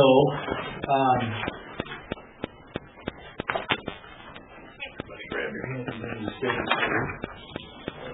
First of all, board, how would you, I assume you both want to have department meetings or meetings with specific departments. Is that a correct assumption? Yes, I would say so. I don't know that we necessarily have to have all of them, but I do think the larger ones, it'd be nice to meet with them. So I want to make sure we want to be respectful of everybody's time, Keisha. So, Steve, how do you feel about just when you say large departments, Keisha, what do you... I think you should do electives, and then depending upon, well, no, we need Tyler too, so, Jason, Tyler, I would like facilities, I would like to, I think the flip side of that, Keisha, just to be fair, I think there are some of the small who actually would like to meet. Okay, yeah. And if they would like to, that's not a... So I think let's this year, because of COVID and everything that went on, let's schedule everybody, even if it's a half hour. Yeah, let's talk about it. Okay, great. I mean, I think it's for everybody. Yeah, because I want to make sure everybody that wants to be heard. I think that people want to share stuff with us and have a conversation, so let's do that. Is that all right? It's okay? All right. So the first, which is Monday. All right. The first is out for me. I'm like booked morning and sunlight to sunset. The first. Tuesday morning, I gotta work when I pay taxes. So Tuesday morning, I'm out. Tuesday morning? Yeah. Tuesday is out? Yep. How's afternoon on the second look for everybody? I'm open. We have a conference board meeting that night. So that's will jive well if we want to go in the afternoon through that and then have a meeting with Kelly. Does that sound okay? Fine with me. Steve? Tuesday afternoon, we can start at 1 o'clock. Okay. Who is? Next question. How long do you want to go, Steve? 2 hours, 3 hours? How long do you want to go? 15 minutes. No, whatever it takes. I mean, all right. So maybe let's go till 4. Okay. On the second. So 1 to 4. And then from 1 o'clock to 2, so we'll need some time to sit down and get ready. But who wants to go at 1 o'clock? Who do you want to talk to? Who wants to go? Jason? Doesn't matter to me. You tell me when you want me. 1 o'clock on the second, we'll talk to the sheriff. Mm-hmm. Okay? And we'll just allot an hour for each one if we carry over, carry under. The 2 o'clock to 3 o'clock hour. Chris? Yeah. Oh. Actually, really. Oh, Chris? No, you ladies always first. Go ahead. 2 o'clock to 3 o'clock hour will be the treasurer. Does she need an hour? Well, let's just do that. Okay. That makes it easy for Okay, me. okay. what? No thanks. I'm wondering if she needs an hour. Okay. 3 o'clock to 4 o'clock hour. Chris? Sure. just real quick, as we put in our calendar, are we meeting here? Yes. And that concludes, That's done Tuesday. that's done Tuesday. All right, let's look at Wednesday.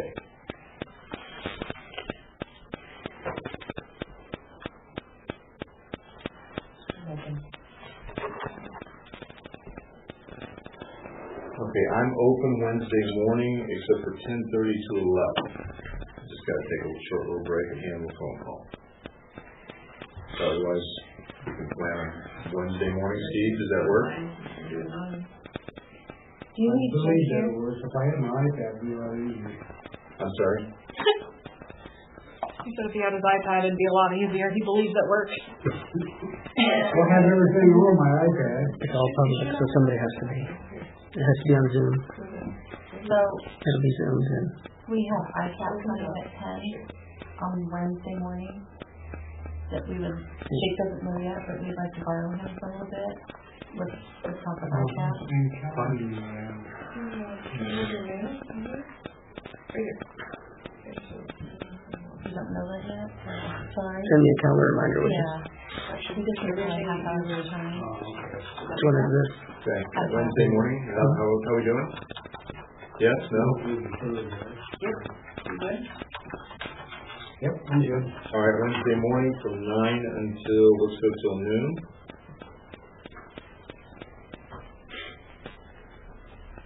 I'd 9 o'clock to 10 o'clock hour. like to go first Wednesday. Tyler is 9 o'clock to 10 o'clock.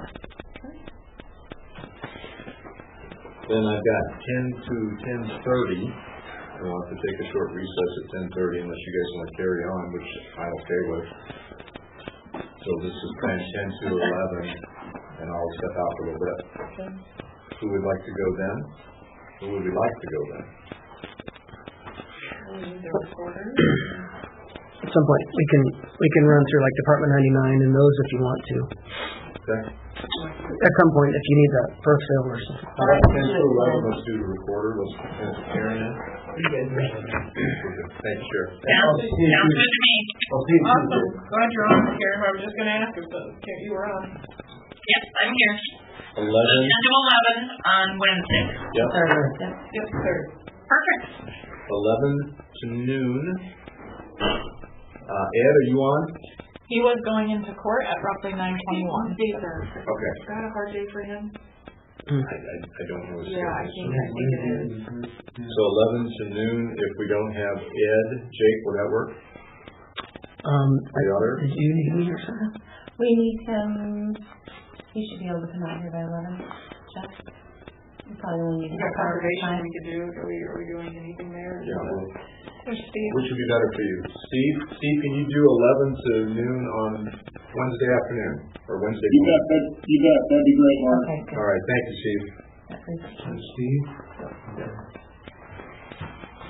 Okay, that takes care of Wednesday. Now to Thursday, the 4th. Afternoon is better for me. From noon until sundown.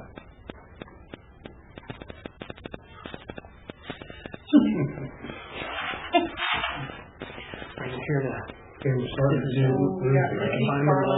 so I can. So noon to 1 on Thursday the 4th. Missy. Mark, I can just do noon. A half hour is probably enough for me, so I can do noon on the 4th. Noon on the 4th is Missy. 1 o'clock, 2 o'clock on the 4th. Carla, what do you have open? Are you on?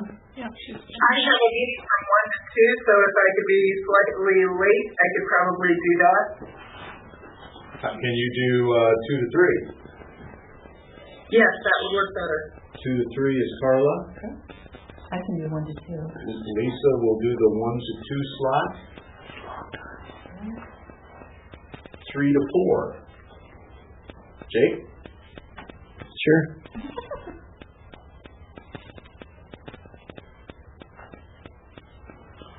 Do we want to go longer, or is that enough?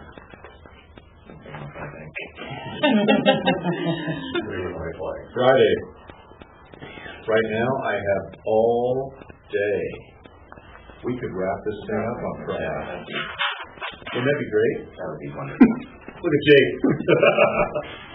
All right, Friday, we're going to wrap this thing up. Start at 9. Who remains? Who do we have I'm left? trying to pick that up for you. Ed. Well, let's pencil him in for Friday.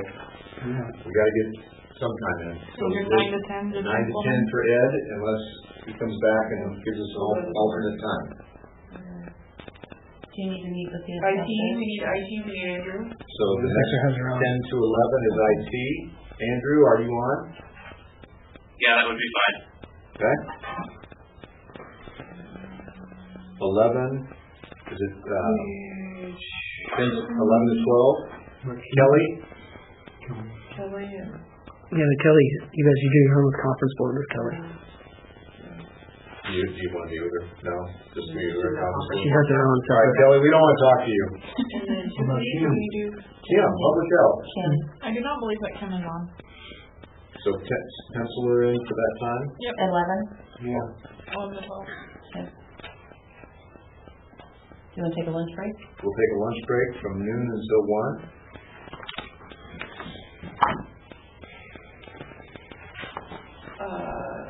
We're back at 1 o'clock. Who's left for?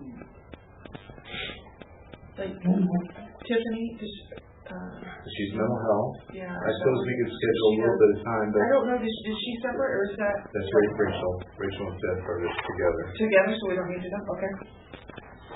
I just want to make sure. Unless you want to have some time with them just to talk about mental health, that's fine. What about EMA? Any of those? No offense to Jeff, but they have their own too. In somewhere else, next Thursday, Friday is going to be really bad.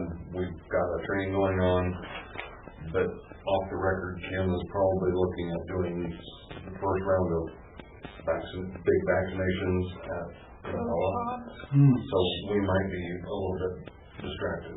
Her calendar at this point in time is available for that Friday. Okay. But with that being here in the building, if you end up running short on somebody else's, I can run in here.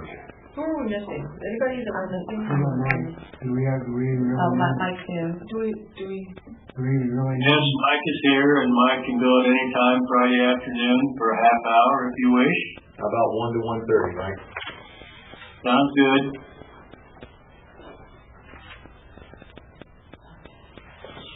Anybody else out there speak up? Yeah, I think you about got it. Because like Kim is multiple. Yeah. She's I get lost in when, we do the performance evaluation for Tiffany, but then, you know what I mean, falling under Rachel, yeah. So. All right.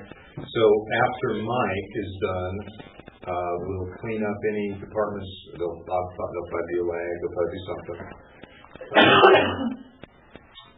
So how about at 2 o'clock, Jake, we take care of approval of comp board?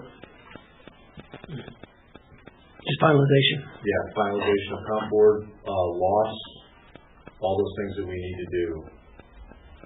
Sure. 2 o'clock cleanup. There was one guy told me one time about afternoons on Fridays. I remember that guy or not. You know what? I'm making an exception. Thank you. For general around here, you can complete a budget process in 10 days. And then, so from 2 o'clock until 4, we finish up everything we need to do to say we're done with budget for this year. Okay? That's great. And I checked off the list, you have all your departments. Good. Thank you for doing that. I was like, Checking. because I don't want anybody to feel like they're left out, Any other questions from the board? Jake, anything from your perspective? No.